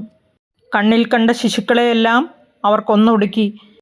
പൊന്നോമനങ്ങൾ നഷ്ടപ്പെട്ട അമ്മമാരുടെ കരച്ചിൽ കൊണ്ട് അവിടം മുഖരിതമായി. കുഞ്ഞുങ്ങളെ മാത്രമല്ല സജ്ജനങ്ങളെയും ഈ അസുരന്മാർ ഉപദ്രവിക്കാൻ തുടങ്ങി. സാധുദ്രോഹം നിമിത്തം കംസൻ്റെ ഐശ്വര്യം, ധർമ്മം, പുണ്യം, കീർത്തി ഇവയെല്ലാം പതുക്കെ പതുക്കെ ക്ഷയിക്കാൻ തുടങ്ങി. ഇതേ സമയം നന്ദഗോപരാകട്ടെ തൻ്റെ പത്നിയായ യശോദ ഉത്തമനായ ഒരു പുത്രന് ജന്മം നൽകിയല്ലോ എന്ന് കണ്ട് സന്തോഷിച്ച് ബ്രാഹ്മണർക്ക് യഥേഷ്ടം ദാനം നൽകുന്നു. സ്വർണം കെട്ടിച്ച 2 ലക്ഷം പശുക്കളെ ദാനം ചെയ്തു അദ്ദേഹം. അതുപോലെ തന്നെ പൊന്നാടകൾ, രത്നങ്ങൾ, എള്ള് തുടങ്ങിയ വസ്തുക്കളെല്ലാം അദ്ദേഹം നിർലോഭം ദാനം നൽകുകയാണ്. ദാനം ചെയ്താൽ എന്താണ് ഫലമെന്നറിയുമോ? സ്നാനം കൊണ്ട് നമ്മുടെ ശരീരം ശുദ്ധമാകും, കാലം കൊണ്ട് ഭൂമി ശുദ്ധമാകും, തപസ് കൊണ്ട് നമ്മളുടെ ഇന്ദ്രിയങ്ങൾ ശുദ്ധമാകും, യജ്ഞ കൊണ്ട് ബ്രാഹ്മണരും ശുദ്ധരാകും, സംസ്കാരം കൊണ്ട് ഗർഭം ശുദ്ധമാകും, തുഷ്ടി കൊണ്ട് മനസ്സും, ദാനം കൊണ്ട് ദ്രവ്യവും പരിശുദ്ധമാകുന്നു എന്നാണ് പറയുന്നത്. ആത്മാവിനെ ശുദ്ധമാക്കുന്നത് നമ്മുടെ അറിവ് മാത്രമാണ്. പരമാത്മജ്ഞാനം ഒന്ന് മാത്രമാണ് നമ്മളുടെ ആത്മാവിനെ ശുദ്ധമാക്കുന്നത്. ബ്രാഹ്മണർ വന്ന് ആ കുഞ്ഞിന് സ്വസ്തി ചൊല്ലി ആ കുഞ്ഞിന് നാമകരണ പ്രക്രിയ നടത്തുന്നു, മറ്റ് കർമ്മങ്ങളെല്ലാം അനുഷ്ഠിക്കുന്നു. ഗോകുലം മുഴുവൻ ആഘോഷമാണ്. അവിടെയെല്ലാം അടിച്ചു വൃത്തിയാക്കി കൊടിതോരണങ്ങൾ തൂക്കി പശുക്കളെയും കാളകളെയും എല്ലാം ആഭരണങ്ങൾ അണിയിച്ച് വഴിനീളെ നടത്തിയിരിക്കുന്നു. അങ്ങനെ വളരെ വലിയ ആഘോഷമാണ് അമ്പാടിയിൽ കണ്ണൻ്റെ ജനനം പ്രമാണിച്ച്.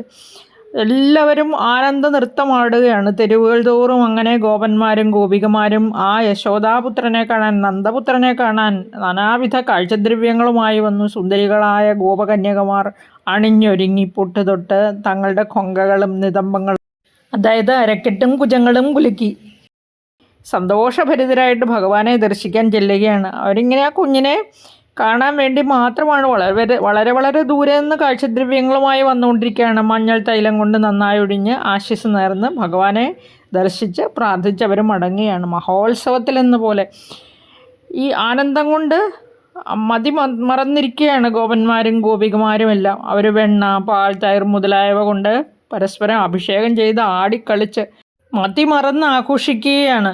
ഭഗവാൻ വിഷ്ണുവിൻ്റെ പ്രീതിക്കും ആ ഗോകുലത്തിൻ്റെ ശ്രേയസ്സിനുമായി പിന്നെ തൻ്റെ പുത്രൻ്റെ ശ്രേയസ്സിനുമായി അദ്ദേഹം യാതൊരു ലോഭവും കൂടാതെ ധാരാളം ധനം ദാനം ചെയ്തു. വസുദേവരുടെ മറ്റൊരു പത്നിയായ രോഹിണി ഇതേ സമയം തന്നെ നന്ദഗോപരുടെ ഗൃഹത്തിലുണ്ടെന്ന് മനസ്സിലാക്കുക.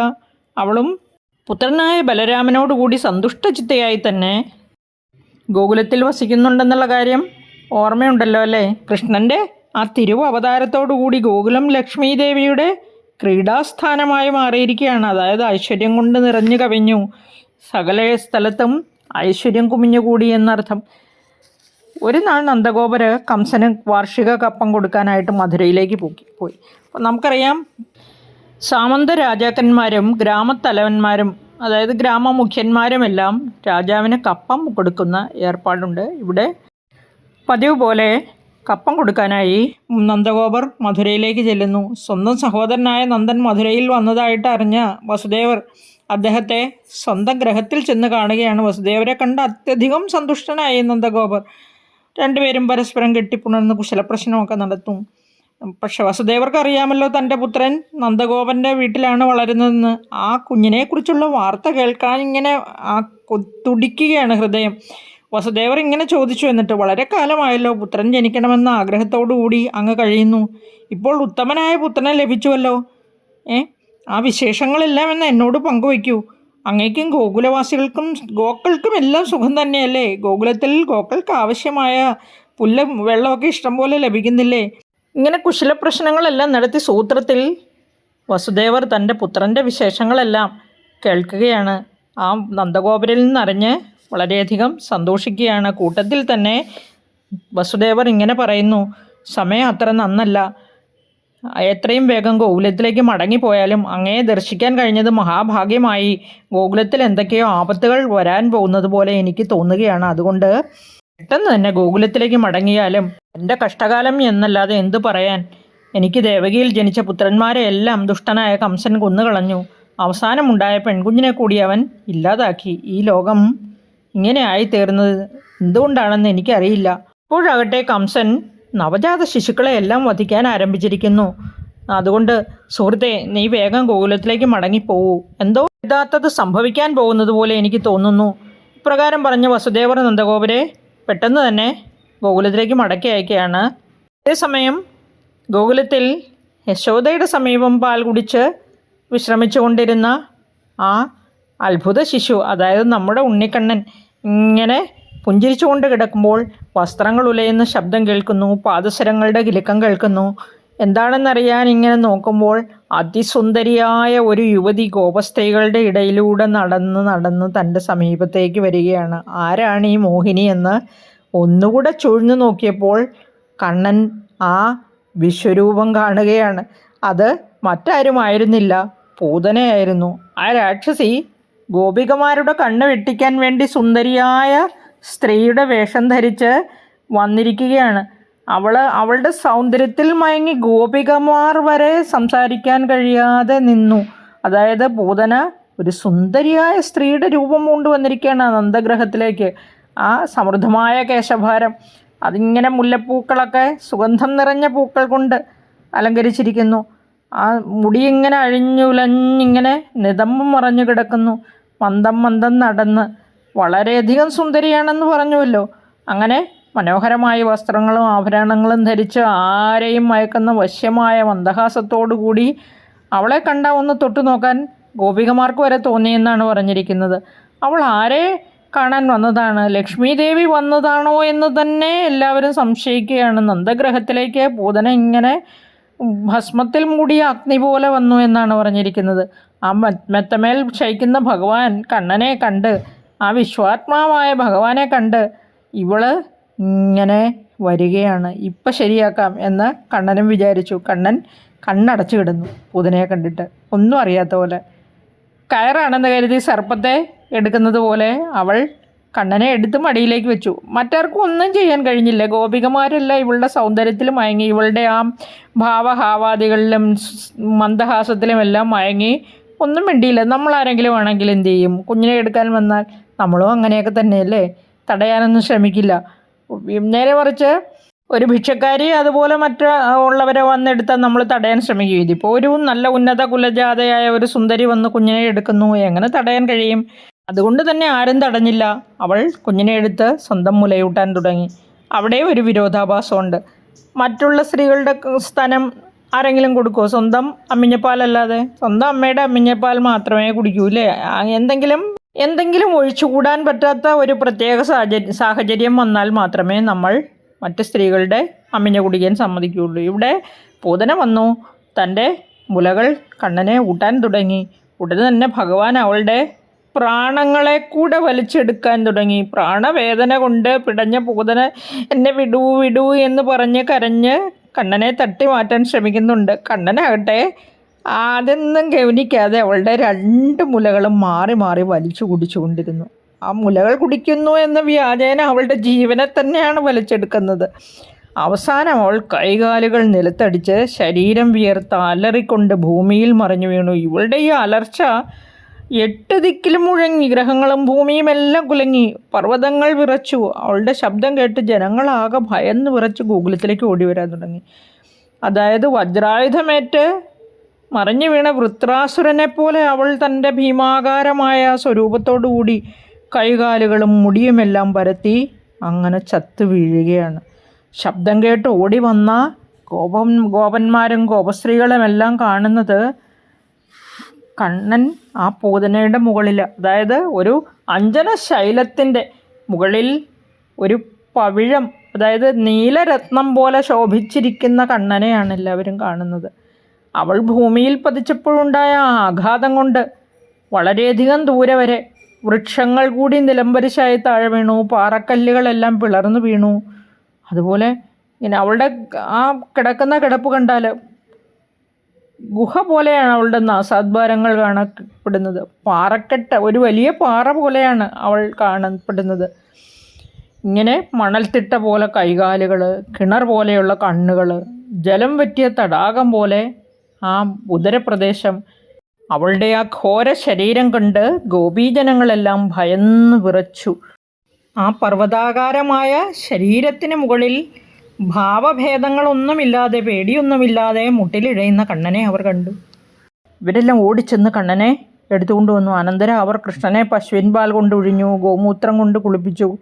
നെറ്റി, നാഭി, വക്ഷം, കണ്ഠം, ഉദരത്തിൻ്റെ വലതുഭാഗം, വലത് കൈ, കഴുത്തിൻ്റെ മുൻഭാഗം, ഉദരത്തിൻ്റെ ഇടതുഭാഗം, ഇടത് കൈ, കഴുത്തിൻ്റെ പുറകുവശം, പൃഷ്ഠം, അരക്കെട്ട്, ഇങ്ങനെ 12 മുഖ്യസ്ഥാനങ്ങളിലും യഥാക്രമം ഭഗവാൻ വിഷ്ണുവിൻ്റെ നാമങ്ങൾ ഉച്ചരിച്ച്, അതേതൊക്കെ നാമങ്ങളാണെന്ന് പറയാം. കേശവൻ, നാരായണൻ, മാധവൻ, ഗോവിന്ദൻ, വിഷ്ണു, മധുസൂദനൻ, ത്രിവിക്രമൻ, വാമനൻ, ശ്രീധരൻ, ഋഷികേശൻ, പത്മനാഭൻ, ദാമോദരൻ, ഇങ്ങനെ ഈ 12 നാമങ്ങൾ ഉച്ചരിച്ച് ചാണകപ്പൊടി കൊണ്ട് തിലകം തൊട്ടു. അതായത് ഓം കേശവായ നമ, ഓം മാധവായ നമ, ഇങ്ങനെ ഓരോ സ്ഥാനങ്ങളിലും തിലകം തൊടുമ്പോൾ ഇങ്ങനെ ഭഗവത് നാമം ഉച്ചരിച്ചുകൊണ്ടിരുന്നു. അതിനുശേഷം അവർ സ്നാനം ചെയ്തു വന്ന് സ്വന്തം ശരീരഭാഗങ്ങളിലും വിഭൂതി ചാർത്തുന്നു.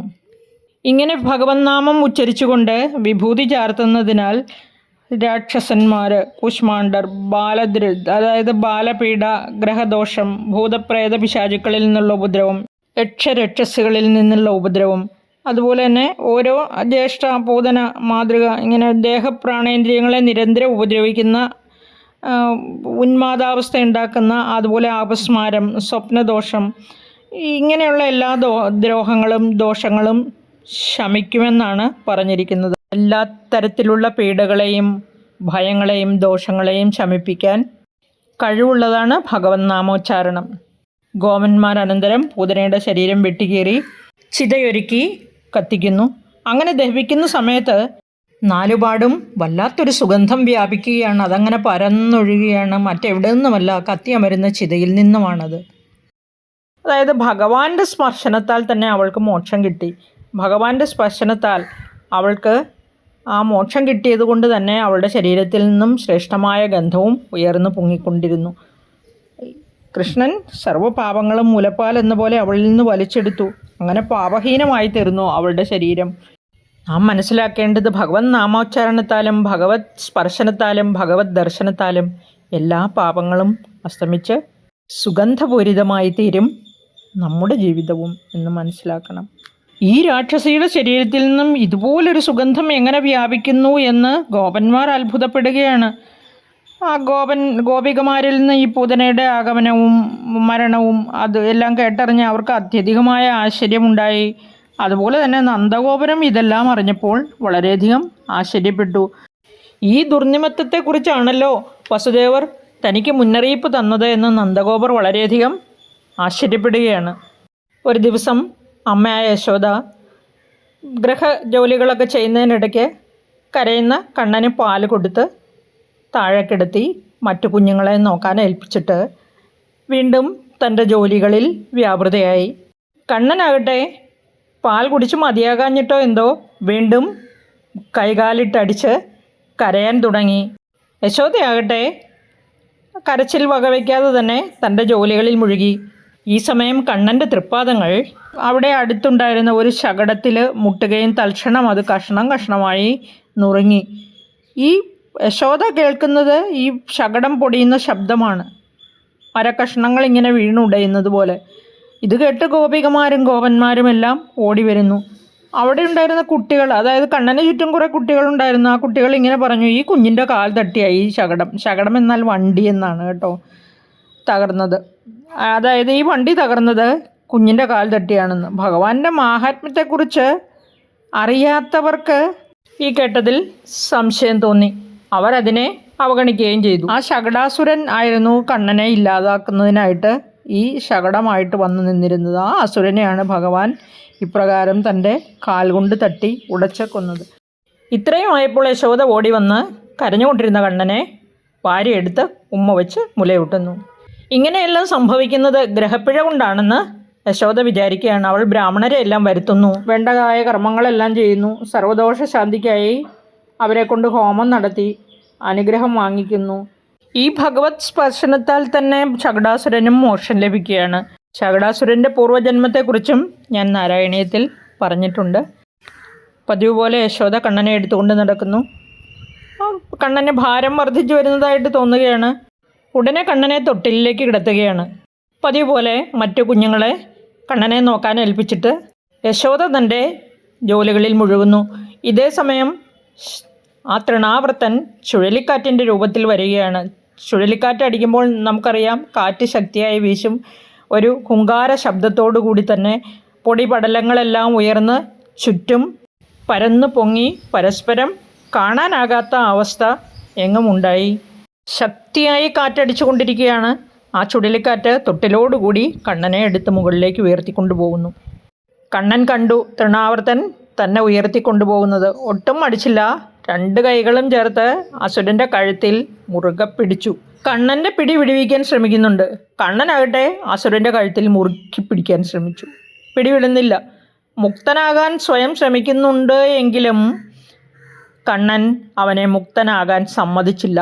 പിടിമുറുക്കിക്കൊണ്ടേയിരുന്നു. കണ്ണൻ നിത്യമുക്തനാണെന്ന് ഞാൻ കഴിഞ്ഞ വീഡിയോയിൽ പറഞ്ഞതേയുള്ളൂ. ആ നിത്യമുക്തനായ കണ്ണൻ മുക്തനാകാൻ സമ്മതിക്കാതെ അവനെ പിടിമുറുക്കി തൻ്റെ വരുതിയിൽ വരുത്തി അവസാനം പിടിവിട്ട് താഴോട്ട് വീണു. അതായത് അഞ്ജനശൈലം വന്ന് പതിക്കുന്നത് പോലെ തന്നെ ഈ തൃണാവർത്തനം താഴെ വന്നു. അവൻ്റെ വീഴ്ചയിൽ പാറകളെല്ലാം പൊടിഞ്ഞ് മണലായിപ്പോയി. അത്രയ്ക്ക് ഭയങ്കരമായിരുന്നു ആ വീഴ്ച. ഭഗവാൻ അവൻ്റെ കഴുത്തിൽ പിടിച്ച് അമർത്തിക്കൊണ്ടിരുന്ന അവസാനം അവൻ പ്രാണൻ വെടിഞ്ഞ് ഭൂമിയിലേക്ക് വീഴുകയായിരുന്നുവല്ലോ. ശിവൻ്റെ അസ്ത്രമേറ്റ് തകർന്ന് വീണ ത്രിപുരങ്ങൾ പോലെയാണ് അവൻ താഴെ വീണ് കിടന്നത്. തൃണാവർത്തനെ ഇങ്ങനെ കണ്ട് ഗോപികമാരും ഗോപന്മാരും എല്ലാം ആശ്ചര്യപ്പെട്ടു. അവൻ്റെ മുകളിൽ യാതൊരു പോറലും ഏൽക്കാതെ കളിച്ചുകൊണ്ടിരിക്കുന്ന കണ്ണനെയും അവർ കണ്ടു. അവർക്ക് വീണ്ടും അതിയായ വിസ്മയമുണ്ടായി. പിന്നെ പൂതനയെ വധിച്ചതും ശകടാസുരനെ വധിച്ചതും കണ്ട് അവർക്ക് കണ്ണൻ്റെ ഇപ്രകാരമുള്ള ലീലകളിൽ ഇപ്പോൾ കുറച്ചൊക്കെ വിസ്മയം കുറഞ്ഞിട്ടുണ്ടല്ലേ. കണ്ണിതും ഇതിലപ്പുറവും ചെയ്യുമെന്ന് അവർക്കറിയാം. അവരെല്ലാം പരസ്പരം ആശ്ചര്യത്തോടു കൂടി പറഞ്ഞു, ഇപ്പോൾ മൃത്യുവിൻ്റെ വക്ത്രത്തിൽ നിന്നും എത്ര പ്രാവശ്യമാണ് ഈ കുഞ്ഞ് രക്ഷപ്പെട്ടിട്ടുള്ളത്? എന്തത്ഭുതമാണിത്! പിന്നെ സ്വന്തം കർമ്മഫലങ്ങൾ തന്നെയാണ് എല്ലാവരും അനുഭവിക്കുന്നത്. ദുഷ്കർമ്മങ്ങൾ ചെയ്യുന്നവർക്ക് ഫലം തിന്മയായിരിക്കും, സത്കർമ്മങ്ങൾ ചെയ്യുന്നവർക്ക് സദ്ഫലങ്ങൾ ലഭിക്കുന്നു. എന്തുകൊണ്ടാണ് ഈ കുഞ്ഞ് തിരിച്ചു വന്ന് നമ്മയൊക്കെ ഇങ്ങനെ സന്തോഷിപ്പിക്കുന്നത്? ഇപ്രകാരമുള്ള അത്ഭുത കർമ്മങ്ങൾ നിരന്തരം സംഭവിക്കുന്നത് കണ്ട് നന്ദഗോപർ വസുദേവരുടെ വചനത്തെക്കുറിച്ച് വീണ്ടും വീണ്ടും ഓർക്കുകയാണ്. വസുദേവരുടെ വചനങ്ങൾ ഒരിക്കലും അസത്യമാകില്ലെന്ന് നന്ദഗോപർ ഉറപ്പിച്ച് വിശ്വസിക്കുകയും ചെയ്തു. അതിനുശേഷം നന്ദഗോപർക്ക് വസുദേവരോടുള്ള ആദരവും ഭക്തിയും ഒന്നുകൂടി വർദ്ധിച്ചു. ഒരു നാൾ യശോദ കണ്ണനെ മടിയിലിരുത്തി പാൽ കൊടുത്തതിന് ശേഷം പട്ടുമെത്തയിലേക്ക് കിടത്തി അമ്മയെ നോക്കി ഒന്ന് മന്ദഹസിച്ചതിന് ശേഷം ഒന്ന് കോട്ടുവായിട്ടു. കുഞ്ഞിൻ്റെ വായിലേക്ക് കൗതുകത്തോടെ നോക്കിയ യശോദ അവിടെ സൂര്യചന്ദ്രഗ്രഹ നക്ഷത്രാദികളെയും 14 ലോകങ്ങളെയും സപ്തദ്വീപങ്ങളെയും സപ്തസാഗരങ്ങളെയും സകല ചരാചരങ്ങളെയും കണ്ട് വല്ലാതെ അമ്പരന്നു. ഭയന്നു വിറച്ചുപോയ യശോദ ഇനി നോക്കി നിൽക്കാൻ കഴിയാതെ കണ്ണുകൾ അടച്ചു എന്നാണ് പറഞ്ഞിരിക്കുന്നത്. അങ്ങനെ 2 പ്രാവശ്യം യശോദ ഉണ്ണിക്കണ്ണൻ്റെ വായിൽ പ്രപഞ്ചം കണ്ട കഥ അടുത്തു തന്നെയാണ് ഞാൻ നാരായണീയത്തിലൂടെ നിങ്ങളോട് പറഞ്ഞത്. ഇത് അഷ്ടമിരോഹിണി പ്രമാണിച്ച് ഞാൻ ഒന്നുകൂടെ ഓർമ്മിപ്പിക്കുന്നു എന്നേ ഉള്ളൂ. കൃഷ്ണകഥ കേൾക്കുന്നത് വളരെ ശ്രേഷ്ഠമാണ്. അതുപോലെ തന്നെ കാതിന് ആനന്ദത്തെ പ്രദാനം ചെയ്യുന്നു. കണ്ണുകളടച്ച് ആ രൂപം ധ്യാനിക്കുമ്പോൾ അത് നമ്മുടെ അകക്കണ്ണിലേക്ക് ആവാഹിക്കപ്പെടുന്നു. എന്താണ് വേണ്ടത്? ആ പരമാനന്ദം എത്ര അനുഭവിച്ചാലും മതിയാവുകയില്ലല്ലോ. ഞാൻ പറഞ്ഞു, കണ്ണടച്ച് ഏത് രൂപത്തിൽ ധ്യാനിക്കുന്നുവോ അതേ രൂപത്തിൽ നമ്മുടെ മുമ്പിൽ ഭഗവാൻ പ്രത്യക്ഷപ്പെടുന്നു. യാദവരുടെ വംശാചാര്യനായ ഗർഗമുനി വസുദേവരുടെ അഭ്യർത്ഥന മാനിച്ച് വളരെ രഹസ്യമായി ഗോകുലത്തിലേക്ക് വന്ന് കണ്ണൻ്റെയും ബലരാമൻ്റെയും നാമകരണ പ്രക്രിയകളെല്ലാം ചെയ്യുന്നു. ആഘോഷങ്ങളൊന്നുമില്ല, കേവലം അച്ഛനും അമ്മയും മാത്രം. ബന്ധുമിത്രാദികളെ ഒന്നും അറിയിക്കുന്നില്ല. കാരണം വംശാചാര്യനായ ഗർഗമുനി വന്നു എന്നറിഞ്ഞാൽ കണ്ണൻ്റെ ജനനത്തെപ്പറ്റി മറ്റെല്ലാവരും അറിയും. അതുവഴി കംസൻ്റെ ചെവികളിലും എത്തും. അതിനാൽ തന്നെ വളരെ രഹസ്യമായി ആഘോഷങ്ങളൊന്നുമില്ലാതെ ജാതകർമ്മങ്ങളെല്ലാം നടത്തുന്നു. നാരായണീയത്തിൽ നാമകരണവും ജാതകഫലകഥനവും എന്ന ദശകത്തിൽ ഇതെല്ലാം വ്യാഖ്യാനിച്ച് വിസ്തരിച്ച് പറഞ്ഞിട്ടുണ്ട്. വാസ്തവത്തിൽ നന്ദഗോപർക്കോ യശോദയ്ക്കോ മറ്റു ഗോകുലവാസികൾക്കോ കണ്ണൻ ആരാണെന്ന് അറിയില്ല. ദേവകിക്കുണ്ടായ അഷ്ടമസുതനാണിതെന്ന് ആർക്കും തന്നെ അറിയില്ല. അറിയാവുന്നത് വസുദേവർക്കും ദേവകിക്കും മാത്രമാണ്, പിന്നെ ഭഗവാനും. ഞാൻ ഇപ്പോൾ ഇത് പറഞ്ഞത് എന്തിനാണെന്ന് ചോദിച്ചാൽ, അന്ന് നാമകരണ പ്രക്രിയ വളരെ രഹസ്യമായി നടത്തിയതിന് ശേഷം ഗർഗമുനി പോകാൻ സമയത്ത് നന്ദഗോപരെ വിളിച്ചു പറഞ്ഞിരുന്നു, നിങ്ങളുടെ കുഞ്ഞ് നിങ്ങളുടെ യശസ്സിനെ വർദ്ധിപ്പിക്കും.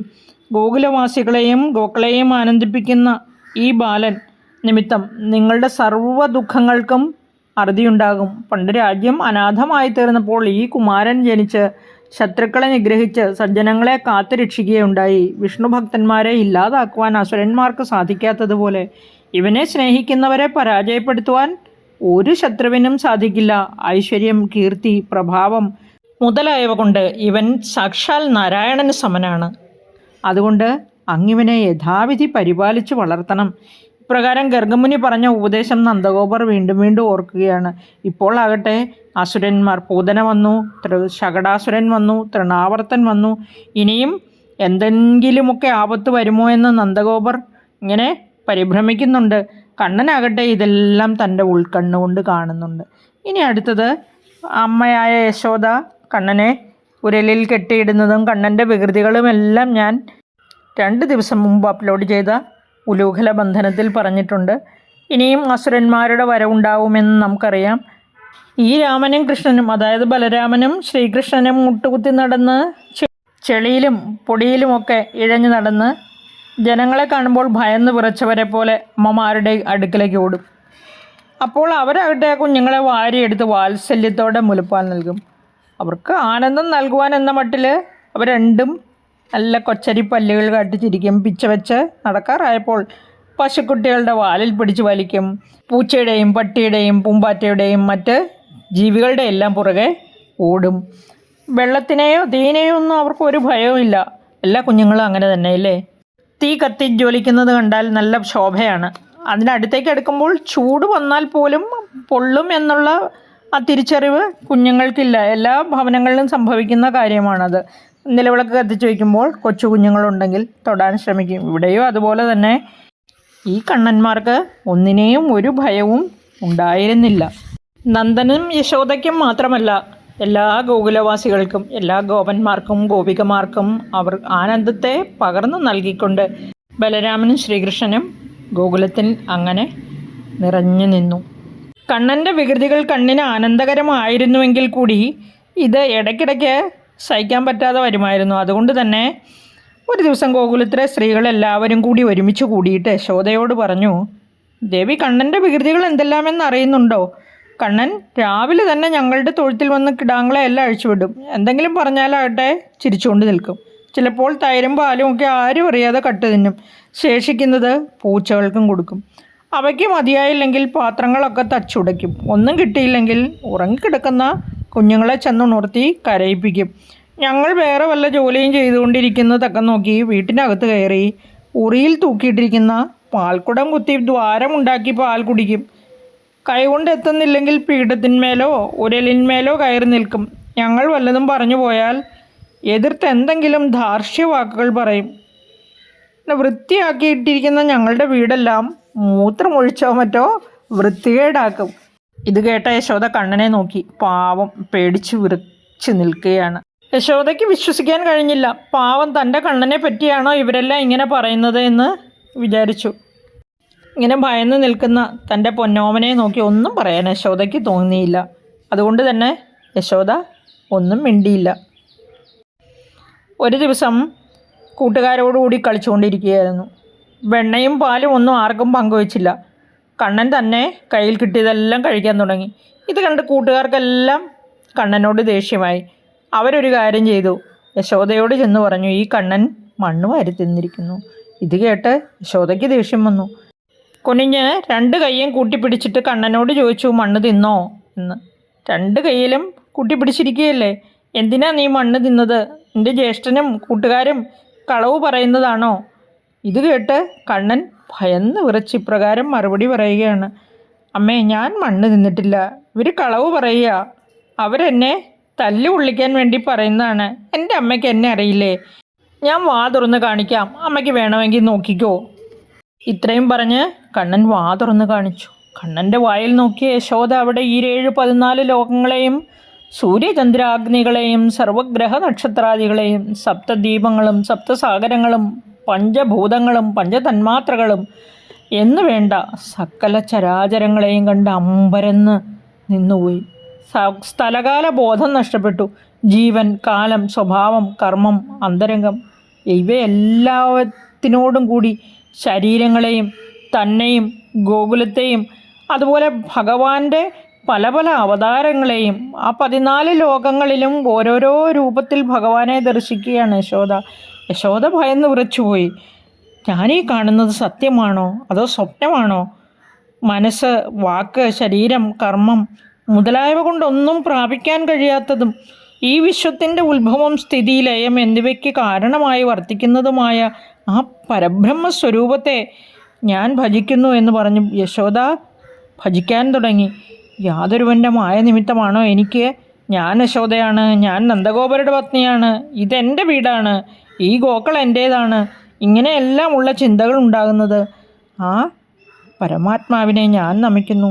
ഇങ്ങനെ ധ്യാനിച്ച് നിൽക്കുന്ന യശോദയിൽ കണ്ണൻ പുത്രൻ സ്നേഹത്തോടുകൂടി ആ വിഷ്ണുമായ പ്രയോഗിക്കുകയാണ്.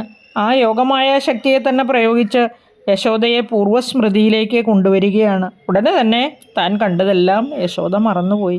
യശോദ കണ്ണനെയും എടുത്ത് മടിയിലിരുത്തി വാത്സല്യത്തോടെ ലാളിക്കാൻ തുടങ്ങി. സർവരാലും വാഴ്ത്തപ്പെടുന്നവനായ സർവദേവസ്വരൂപനായ സർവേശ്വരനായ ഭഗവാനെ യശോദ തൻ്റെ സ്വന്തം പുത്രനായി കണ്ട് പിന്നെയും പിന്നെയും ലാളിക്കാൻ തുടങ്ങി.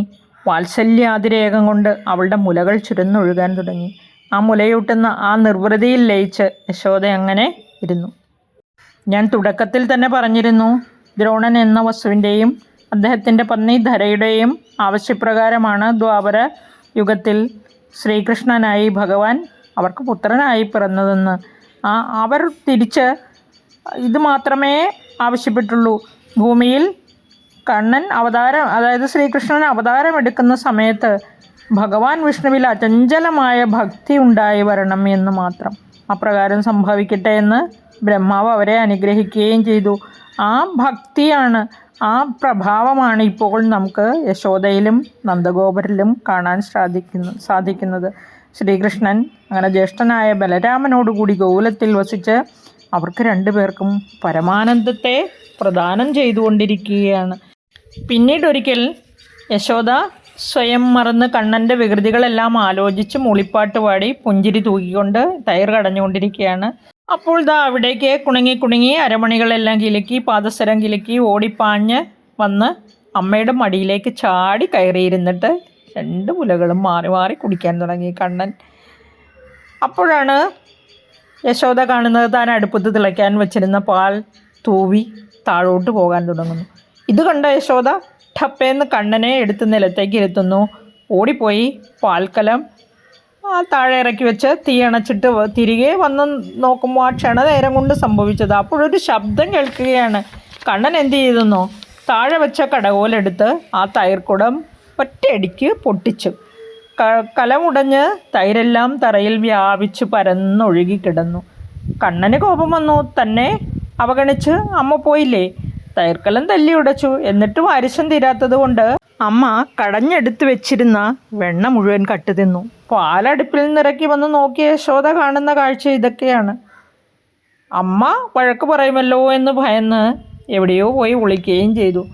കണ്ണൻ്റെ വിക്രിയകളൊക്കെ ഓർത്ത് യശോദ ഉള്ളാലെ ചിരിച്ചു. എന്നിട്ട് കണ്ണൻ എവിടെയാണ് എന്ന് നോക്കി. കുറേ സമയം അന്വേഷിച്ചപ്പോൾ അകത്ത് ഉരലിന്മേൽ കയറിയിരുന്ന് വെണ്ണ തിന്നുകൊണ്ടിരിക്കുന്ന കണ്ണനെ കാണുന്നു.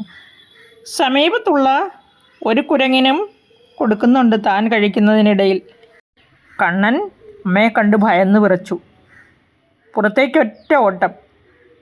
ഇവിടെ മുനിമാർക്ക് പോലും അതികഠിനമായ തപസ് കൊണ്ട് തന്നെ പ്രാപിക്കാൻ സാധിക്കില്ല. അങ്ങനെയുള്ള ആ പ്രാപിക്കാൻ പ്രയാസമായ ആ ഭഗവാനെ പിടിക്കാനായി യശോദ പുറകെ ഓടി. ആ യശോദ തൻ്റെ അവസ്ഥയെല്ലാം മറന്നാണ് പുറകെ ഓടുന്നത്. ആ കണ്ണൻ്റെ പുറകെ ഓടി യശോദ കണ്ണൻ്റെ കയ്യിൽ മുറുകെ പിടിച്ചു. ഭയന്നു പോയ കണ്ണൻ അമ്മയുടെ മുമ്പിൽ നിന്ന് വിതുമ്പി കരയാൻ തുടങ്ങി. അപ്പോൾ ദേവി അവനെ ഭീഷണിപ്പെടുത്താനായിട്ട് വഴക്ക് പറഞ്ഞു. മകൻ ഭയന്നിരിക്കുകയാണെന്ന് കണ്ട യശോദ വടി ദൂരെ കളഞ്ഞു. അനന്തരം കണ്ണനെ പിടിച്ച് ഒരു ഉരലിന്മേൽ കെട്ടിയിടുകയാണ്. ഒന്ന് ആലോചിച്ച് നോക്കൂ. ഒന്നിനോടും ബന്ധമില്ലാത്ത ഭഗവാൻ, ഒന്നിനാലും ബന്ധിക്കപ്പെട്ടിട്ടില്ലാത്ത ആ ഭഗവാനെ യശോദ മായാമോഹത്തിന് അടിമപ്പെട്ട് ഉരലിൽ ബന്ധിക്കാൻ ശ്രമിച്ചു. വീട്ടിലുള്ള കയറെല്ലാം എടുത്തുകൊണ്ടുവന്ന് ബന്ധിക്കാൻ ശ്രമിച്ചെങ്കിലും നീളം തികയുന്നില്ല. കണ്ണനെ കെട്ടാൻ പറ്റുന്നില്ല. എന്ത് അതിശയമാണെന്ന് നോക്കൂ. 2 വിരൽ നീളം കുറഞ്ഞു തന്നെ കാണുകയാണ്. അങ്ങനെ ശ്രമിച്ച് പരാജയപ്പെടും എന്നായപ്പോൾ യശോദ വിയർപ്പിൽ നനഞ്ഞു കുളിച്ചു ക്ഷീണിതയായി. ഇത് കണ്ട് കരുണ തോന്നി. കണ്ണൻ തന്നെ കെട്ടാനായി അമ്മയായ യശോദയ്ക്ക് അനുമതി കൊടുക്കുകയാണ്. വീട്ടിലെ കയറെല്ലാം കൊണ്ടുവന്നിട്ടും സാധിക്കാതിരുന്ന ആ പ്രവൃത്തി പിന്നീട് കണ്ണൻ്റെ അനുമതിയോടുകൂടി തന്നെ ചെയ്യുന്നു. യശോദയുടെ പരിശ്രമം വിഫലമാകുന്നത് കണ്ട് ഗോപികമാരെല്ലാം കളിയാക്കി ചിരിക്കാൻ തുടങ്ങി. നാണക്കേട് തോന്നിയെങ്കിലും ഇങ്ങനെയെല്ലാം സംഭവിച്ചല്ലോ എന്നോർത്ത് അത്ഭുതപ്പെട്ട് നിൽക്കുകയായിരുന്നു യശോദ. അവളും അവരുടെ കൂടെ ചേർന്ന് ചിരിക്കാൻ തുടങ്ങി. യശോദയ്ക്ക് അവസാനം കണ്ണൻ്റെ അനുഗ്രഹം കൊണ്ട് അദ്ദേഹത്തെ ബന്ധിക്കാനായതിലും ആശ്ചര്യം തന്നെയല്ലേ നമുക്ക് കാണാൻ കഴിയുന്നത്. സർവ്വലോകരും ആരുടെ അധീനത്തിലാണോ ഇരിക്കുന്നത് ആ ഭഗവാനെ തൻ്റെ അധീനത്തിലാക്കാൻ ഭക്തയായ യശോദയ്ക്ക് സാധിച്ചിരിക്കുന്നു. ഭഗവാൻ ഭക്തന്മാർക്ക് വളരെ വേഗത്തിൽ തന്നെ അധീനനായി മാറും എന്നാണ് ഇവിടെ പറഞ്ഞിരിക്കുന്നത്. പ്രത്യേകിച്ചും ഗുരുവായൂരപ്പൻ. കണ്ണനെ ഉരലിൽ ബന്ധിച്ചതിന് ശേഷം ഇവിടെ കിടക്ക് കുറച്ച് നേരം ഇങ്ങനെ എന്ന് പറഞ്ഞ് സാധാരണ കുഞ്ഞുങ്ങളോട് പറയുന്നത് പോലെ പറഞ്ഞിട്ട് യശോദ തൻ്റെ ജോലികൾ ചെയ്യാനായി അകത്തേക്ക് പോവുകയാണ്. ഭഗവാൻ ഈ ഉരലും വലിച്ചുകൊണ്ട് നടക്കാൻ തുടങ്ങി. ഭഗവാന്റെ ഗ്രഹത്തിൻ്റെ മുമ്പിൽ 2 അർജുന വൃക്ഷങ്ങൾ നിൽപ്പുണ്ടായിരുന്നു. ആ വൃക്ഷങ്ങൾ യഥാർത്ഥത്തിൽ കുബേരപുത്രന്മാരായ മണിഗ്രീവനും നളകൂബരനുമായിരുന്നു. നാരദ മുനിയുടെ ശാപം നിമിത്തമാണ് അവർ വൃക്ഷരൂപത്തിൽ ജനിച്ചത്. ഇപ്പോൾ നാരദമുനി അവരെ ശപിച്ചത് എന്തിനാണെന്ന് അറിയണ്ടേ. ഒരു നാൾ ഭഗവാന്റെ, അതായത് മഹാദേവൻ്റെ ഭൃത്യന്മാരായ കുബേരപുത്രന്മാർ മദ്യം കഴിച്ച് മതോന്മത്തരായി കൈലാസ പർവ്വതത്തിലെ മന്ദാകിനി നദിയുടെ തീരത്തേക്ക് പോവുകയുണ്ടായി. ആ നദിയുടെ തീരത്തുള്ള പൂങ്കാവനത്തിൽ അവർ അതിസുന്ദരികളായ തരുണീമണിമാരോടൊത്ത് പാട്ടുപാടി ഇങ്ങനെ ഉന്മത്തരായി രസിച്ചു കൊണ്ടിരുന്നു. പെണ്ണാനകളോടൊത്ത് സഞ്ചരിക്കുന്നത് രണ്ട് കൊമ്പനാനകളാണോ എന്ന് തോന്നിക്കുന്ന പോലെയായിരുന്നു അവരുടെ പ്രവൃത്തികൾ. അങ്ങനെ കളിച്ചുകൊണ്ടിരിക്കുന്ന സമയത്ത് ദേവർഷിയായിരുന്ന നാരദമുനി യാദൃച്ഛികമായി അങ്ങോട്ട് കടന്നു വന്നു. മുനിയെ കണ്ട് ലജ്ജിതരായ ഈ സ്ത്രീകളെല്ലാം കരയ്ക്ക് കയറി വസ്ത്രങ്ങൾ വാരി ചുറ്റി തൻ്റെ നഗ്നത മറയ്ക്കുകയാണ്. മദ്യസേവ കൊണ്ടും മതം കൊണ്ടും മത്തരായി നടന്നിരുന്ന നളം കൂപനന്മാർ നളനും മണിഗ്രീവനും അപ്രകാരം ചെയ്യുകയോ മുനിയെ വന്ദിക്കുകയോ ചെയ്തില്ല. ഐശ്വര്യം കൊണ്ട് സർവ്വം മറന്നു കഴിയുകയായിരുന്ന ആ കുബേരപുത്രന്മാരായ നളകൂപരന്മാരെ നാരദമുനി ശപിക്കുകയുണ്ടായി. വാസ്തവത്തിൽ അവരെ അനുഗ്രഹിക്കുന്നതിനായിക്കൊണ്ടാണ് നാരദമുനി ശപിക്കുന്നത്. നാരദൻ പറഞ്ഞു, സ്ത്രീ സേവ, ചൂതുകളി, മദ്യപാനം, ആഭിജാതി മുതലായവയെല്ലാം വിവേകത്തെ നശിപ്പിക്കുന്നതാണ്. ഐശ്വര്യം കൊണ്ട് മക്തനായവൻ ഇവയേക്കാളെല്ലാം വേഗത്തിൽ വിവേകം നശിച്ചവനായിട്ട് തീരും. അജ്ഞാനം കൊണ്ട് ഇങ്ങനെയുള്ളവർക്ക് തൻ്റെ ശരീരം നാശത്തിന് വിധേയമാണെന്ന തത്വം ഓർക്കാൻ സാധിക്കില്ല. വിവേകമില്ലാത്തതിനാലും ഇന്ദ്രിയങ്ങളെ ജയിച്ചതിനാലുമാണ് ഓരോ ജീവനും ഹിംസ നടത്തുന്നത്. മരണാനന്തരം ചിലപ്പോൾ ഭസ്മമായി മാറും, മലമായി മാറും, കൃമിയായി മാറും. അങ്ങനെയുള്ള ഈ ശരീരത്തിന് വേണ്ടി എന്തിനാണ് പ്രാണികളെ ഹിംസിക്കുന്നത്? അപ്രകാരം ചെയ്യുന്നവന് യാതൊന്നും തന്നെ പ്രയോജനപ്പെടുന്നില്ല എന്നറിയുക. പരദ്രോഹം ചെയ്യുന്നവർ ഘോര നരകങ്ങളിൽ ചെന്ന് പതിക്കും. ഈ ശരീരം ആരുടേതാണ്? ഇതിൻ്റെ അവകാശികൾ ആരെല്ലാമാണ്? താനാണോ? അതോ തൻ്റെ മാതാപിതാക്കളാണോ? അഗ്നിയാണോ? അതോ ഏതെങ്കിലും നായുടെയാണോ? നരിയുടെയാണോ? ഇതൊന്നും ആർക്കും അറിയാൻ സാധിക്കുന്നില്ല. ഇങ്ങനെയൊക്കെ ചിന്തിക്കുമ്പോൾ പഞ്ചഭൂതാത്മകമായ പ്രകൃതിയിൽ നിന്നാണ് ഇതിൻ്റെ ഉൽപ്പത്തിയെന്ന് മനസ്സിലാകും. ഇങ്ങനെയുള്ള ദേഹത്തിൽ ഞാനെന്നും എൻ്റേതെന്നുമുള്ള ഭാവം മൂഢന്മാർ മാത്രമേ വച്ചു പുലർത്തുകയുള്ളൂ. ഈ തത്വം അറിയുന്നവർ ഒരിക്കലും ശരീരത്തിന് വേണ്ടി പ്രാണിഹിംസ നടത്തുകയില്ല. ഇനിയുള്ള നാരദമുനി അവരെ ശപിക്കുന്നതാണ് കാണുന്നത്. അതായത് നഗ്നത മറയ്ക്കാതെ അങ്ങനെ നിന്നതുകൊണ്ടാണ് വൃക്ഷങ്ങളായി നിൽക്കട്ടെ എന്ന് ശപിച്ചത്. നമുക്കറിയാം, ധനാധിപനാണ് കുബേരൻ. ആ കുബേരപുത്രന്മാരായിരുന്നിട്ട് കൂടി അവർ മതോന്മത്തരായി സ്വന്തം നഗ്നതയെ പറ്റി പോലും ഓർക്കാതെ നിന്നതിനാലാണ്, ആ ദുഷ്പ്രവൃത്തിയുടെ ഫലമായിട്ടാണ് അവർ രണ്ടുപേരും വൃക്ഷത്വത്തെ പ്രാപിക്കട്ടെ എന്ന് ശപിച്ചത്. അത് പിന്നീട് പറഞ്ഞു, എൻ്റെ അനുഗ്രഹം കൊണ്ട് തന്നെ നിങ്ങളിനി ഇത്തരത്തിലുള്ള ദുഷ്പ്രവർത്തികളിൽ ഏർപ്പെടുകയില്ല. 100 ദേവവർഷങ്ങൾ കഴിയുമ്പോൾ ഭഗവാൻ വിഷ്ണു ശ്രീകൃഷ്ണൻ എന്ന നാമധേയത്തിൽ ഭൂമിയിൽ അവതരിക്കും. അദ്ദേഹം നിങ്ങൾക്കിരുവർക്കും ശാപമുക്തി നൽകും. അങ്ങനെ നിങ്ങൾക്ക് സ്വർഗത്തിലേക്ക് മടങ്ങിപ്പോകുവാനും സാധിക്കും എന്ന്. ആ ഭക്തോത്തമനായ നാരദമുനിയുടെ വാക്കുകൾ സത്യമാക്കി തീർക്കാൻ വേണ്ടിയാണ് ഇപ്പോൾ ഉരലിൻ വലിച്ചുകൊണ്ട് ഭഗവാൻ ആ വൃക്ഷങ്ങൾ നിൽക്കുന്നിടത്തേക്ക് നീങ്ങുന്നത്. അനന്തരം ഭഗവാൻ ഉരലിൻ വലിച്ച് അവയ്ക്കിടയിലൂടെ വിലങ്ങനെ നടന്നു. തൽക്ഷണം തന്നെ അവ കടപുഴകി ഭൂമിയിൽ പതിച്ചു. തൽക്ഷണം ആ മരങ്ങളിൽ നിന്ന് തേജസ്വികളായ 2 സിദ്ധന്മാർ എഴുന്നേറ്റ് വരികയാണ്. ശാപമോക്ഷം സിദ്ധിച്ച നളകൂപരനും മണിഗ്രീവന്മാരുമായിരുന്നു അവർ രണ്ടുപേരും. അവർ ഭഗവാനെ വാഴ്ത്തി സ്തുതിക്കുവാൻ തുടങ്ങി. ദശമസ്കന്ധം 10-ാം അധ്യായം 29-ാം ശ്ലോകം മുതലാണ് ഈ സ്തുതി. ഇങ്ങനെ യശോദയാൽ ദാമം ഉദരത്തിൽ ബന്ധിക്കപ്പെട്ടവനായത് മൂലമാണ് ദാമോദരൻ എന്ന പേരോടുകൂടിയവനായി തീർന്നത്. തന്നെ സ്തുതിക്കുന്ന മണിഗ്രീവനോടും നളകൂപരനോടുമായി ഭഗവാൻ ഇങ്ങനെ പറഞ്ഞു, ഐശ്വര്യം കൊണ്ട് മതോന്മത്തരായ നിങ്ങൾക്ക് ദേവർഷിയായ നാരദമുനി ശാപരൂപത്തിലുള്ള അനുഗ്രഹം നൽകിയതായി ഞാൻ മുമ്പേ തന്നെ അറിഞ്ഞിരുന്നു. ആത്മജ്ഞാനികളും പരമഹംസരും എൻ്റെ ഭക്തന്മാരായവരുമായ നിങ്ങളുടെ ദർശനം കൊണ്ട് തന്നെ മനുഷ്യർ അജ്ഞാനമായ അന്ധകാരത്തിൽ നിന്ന് മുക്തനാകും. നിങ്ങൾക്ക് എന്നിൽ മോക്ഷപ്രദമായ ഭക്തി ഉദിച്ചിരിക്കുന്നതായി ഞാൻ മനസ്സിലാക്കുന്നു. ഇനി നിങ്ങൾ സ്വഗ്രഹങ്ങളിലേക്ക് പോയി സർവ്വലോകേശ്വരനായ എന്നെ ഭജിച്ചാലും. ഇത് കേട്ട നളകൂപര മണിഗ്രീവന്മാർ ഭഗവാനെ പലതവണ പ്രണമിച്ച് അനുമതി വാങ്ങി സ്വന്തം ഗ്രഹങ്ങളിലേക്ക് മടങ്ങിപ്പോകുന്നു. 2 വൻ വൃക്ഷങ്ങൾ കടപുഴകി താഴെ വീഴുമ്പോഴുണ്ടായ ആ ശബ്ദം കേട്ട് നന്ദഗോപാദികൾ അങ്ങോട്ട് ഓടി വരികയാണ്. മരങ്ങളുടെ സമീപത്ത് ഉരലും വലിച്ചുകൊണ്ട് നിൽക്കുന്ന കണ്ണനെ കണ്ടപ്പോൾ അവർക്ക് ഒരേ സമയം അത്ഭുതവും പരിഭ്രാന്തിയും ഉണ്ടായി. ഭഗവാന്റെ ലീലാവിലാസങ്ങൾ കണ്ടുകൊണ്ട് നിൽക്കുകയായിരുന്ന ചില കുട്ടികൾ മുതിർന്നവരോടായിട്ട് ഇങ്ങനെ പറഞ്ഞു, കണ്ണൻ ഉരലും വലിച്ചുകൊണ്ടുവന്ന് ഈ മരങ്ങളെ തള്ളിയിട്ടു. അപ്പോൾ അതിൽ നിന്ന് 2 പേർ ഉയർന്നു വന്ന് എങ്ങോട്ടോ പോയി. ഈ ചെറു പൈതലിന് എങ്ങനെയാണ് ഈ വൻമരങ്ങളെ മറിച്ചിടുവാൻ സാധിച്ചത്?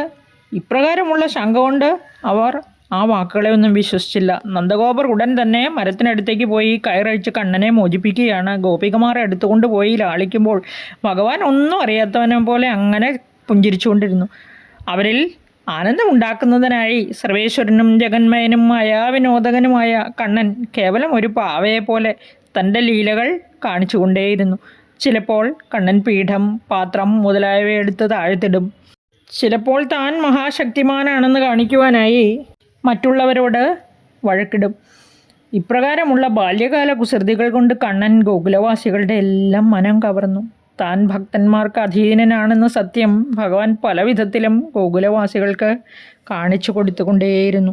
ഒരു നാൾ ഗോപന്മാരെല്ലാം ഒത്തുകൂടി ഗോകുലത്തിൽ ഇങ്ങനെയെല്ലാം സംഭവിക്കുന്നത് എന്തുകൊണ്ടാണെന്ന് ചിന്തിച്ചു. ഗോപന്മാർക്കെല്ലാം ആദരണീയനും ജ്ഞാനിയുമായ ഉപനന്ദൻ അപ്പോൾ ഇപ്രകാരം പറഞ്ഞു: നിങ്ങൾ ഗോകുലത്തിൽ നിരന്തരമായി അനർത്ഥങ്ങൾ സംഭവിച്ചു കൊണ്ടിരിക്കുന്നത് എന്തുകൊണ്ടാണെന്ന് ആലോചിച്ചിട്ടുണ്ടോ? വേറെ എവിടെയെങ്കിലും പോയി താമസിക്കണമെന്നാണോ നിങ്ങളുടെ അഭിപ്രായം? പൂതനയിൽ നിന്നും ശകടാസുരനിൽ നിന്നും ഈശ്വരാനുഗ്രഹം ഒന്നുകൊണ്ട് മാത്രമാണ് കണ്ണൻ രക്ഷപ്പെട്ടത്. ആ കൊടുങ്കാറ്റായിട്ട് വന്ന തൃണാവർത്തനിൽ നിന്നും രക്ഷപ്പെട്ടത് ഭാഗ്യം കൊണ്ട് മാത്രമാണ്. ഇപ്പോൾ 2 മരങ്ങളുടെ ഇടയിൽ നിന്നും രക്ഷ നേടിയതും മറ്റാരുടെയും തുണ കൊണ്ടായിരുന്നില്ല. അതുകൊണ്ട് ഇനി എന്തെങ്കിലും ആപത്ത് വരുന്നതിന് മുമ്പ് നമുക്ക് ഇവിടെ നിന്ന് പോകുന്നതാണ് നല്ലത്. ഇവിടെ നിന്ന് അല്പം അകലെയായി നിരവധി വൃക്ഷലതാദികളും പുഴകളും പുല്ലുമുള്ള വൃന്ദാവനം എന്ന സ്ഥലം സ്ഥിതി ചെയ്യുന്നു. നിങ്ങൾക്കിഷ്ടമാണെങ്കിൽ നമുക്ക് അങ്ങോട്ട് പോകാം. എല്ലാവരും ഉപനന്ദൻ്റെ അഭിപ്രായത്തോട് യോജിക്കുന്നു. അവർ തങ്ങളുടെ വസ്തുക്കളെല്ലാം ഉന്തുവണ്ടികളിലും കാളവണ്ടികളിലുമായി നിറച്ച് വൃന്ദാവനത്തിലേക്ക് പുറപ്പെടുകയാണ്. മനോഹരങ്ങളായ വസ്ത്രം ധരിച്ച് സ്ഥലങ്ങളിൽ കുങ്കുമം ചാർത്തി നാനാ ആഭരണങ്ങൾ അണിഞ്ഞ് ഗോപികമാർ തേരിൽ കയറുകയാണ്. കൃഷ്ണൻ്റെ ലീലാവിലാസങ്ങളെ പാടിപ്പുകഴ്ത്തി അവരുടെ കൃഷ്ണസ്തുതി കേട്ട് വളരെയധികം മതോന്മത്തരായി ആനന്ദപുളകിതരായ യശോദയും രോഹിണിയും രാമകൃഷ്ണന്മാരെ മടിയിലിരുത്തി കാളവണ്ടിയിൽ കയറി വൃന്ദാവനത്തിലേക്ക് പുറപ്പെട്ടു. ഒരു ഘോഷയാത്രയായി തന്നെ. ഈ വൃന്ദാവന വൃത്താന്തങ്ങൾ അടുത്ത വീഡിയോയിലൂടെ പറഞ്ഞാലോ എന്ന് ഞാൻ ആലോചിക്കുകയാണ്. ഇപ്പോൾ തന്നെ ഈ വീഡിയോ 1 മണിക്കൂറിലധികം സമയമായി. അതുകൊണ്ട് ഇതിനൊരു 2ാം ഭാഗമായി ബാക്കി വിശേഷങ്ങൾ നിങ്ങളോട് പങ്കുവയ്ക്കാമെന്ന് വിചാരിക്കുന്നു. എല്ലാവർക്കും നന്മയുണ്ടാകട്ടെ. ഈ അഷ്ടമിരോഹിണി നിങ്ങൾക്ക് എല്ലാ ഐശ്വര്യങ്ങളും നിങ്ങളുടെ വീടുകളിലേക്ക് എത്തിക്കട്ടെ. നന്ദി, നമസ്കാരം. ഭഗവാൻ ഗുരുവായൂരപ്പൻ എല്ലാവരെയും അനുഗ്രഹിക്കട്ടെ എന്ന് പ്രാർത്ഥിക്കുന്നു.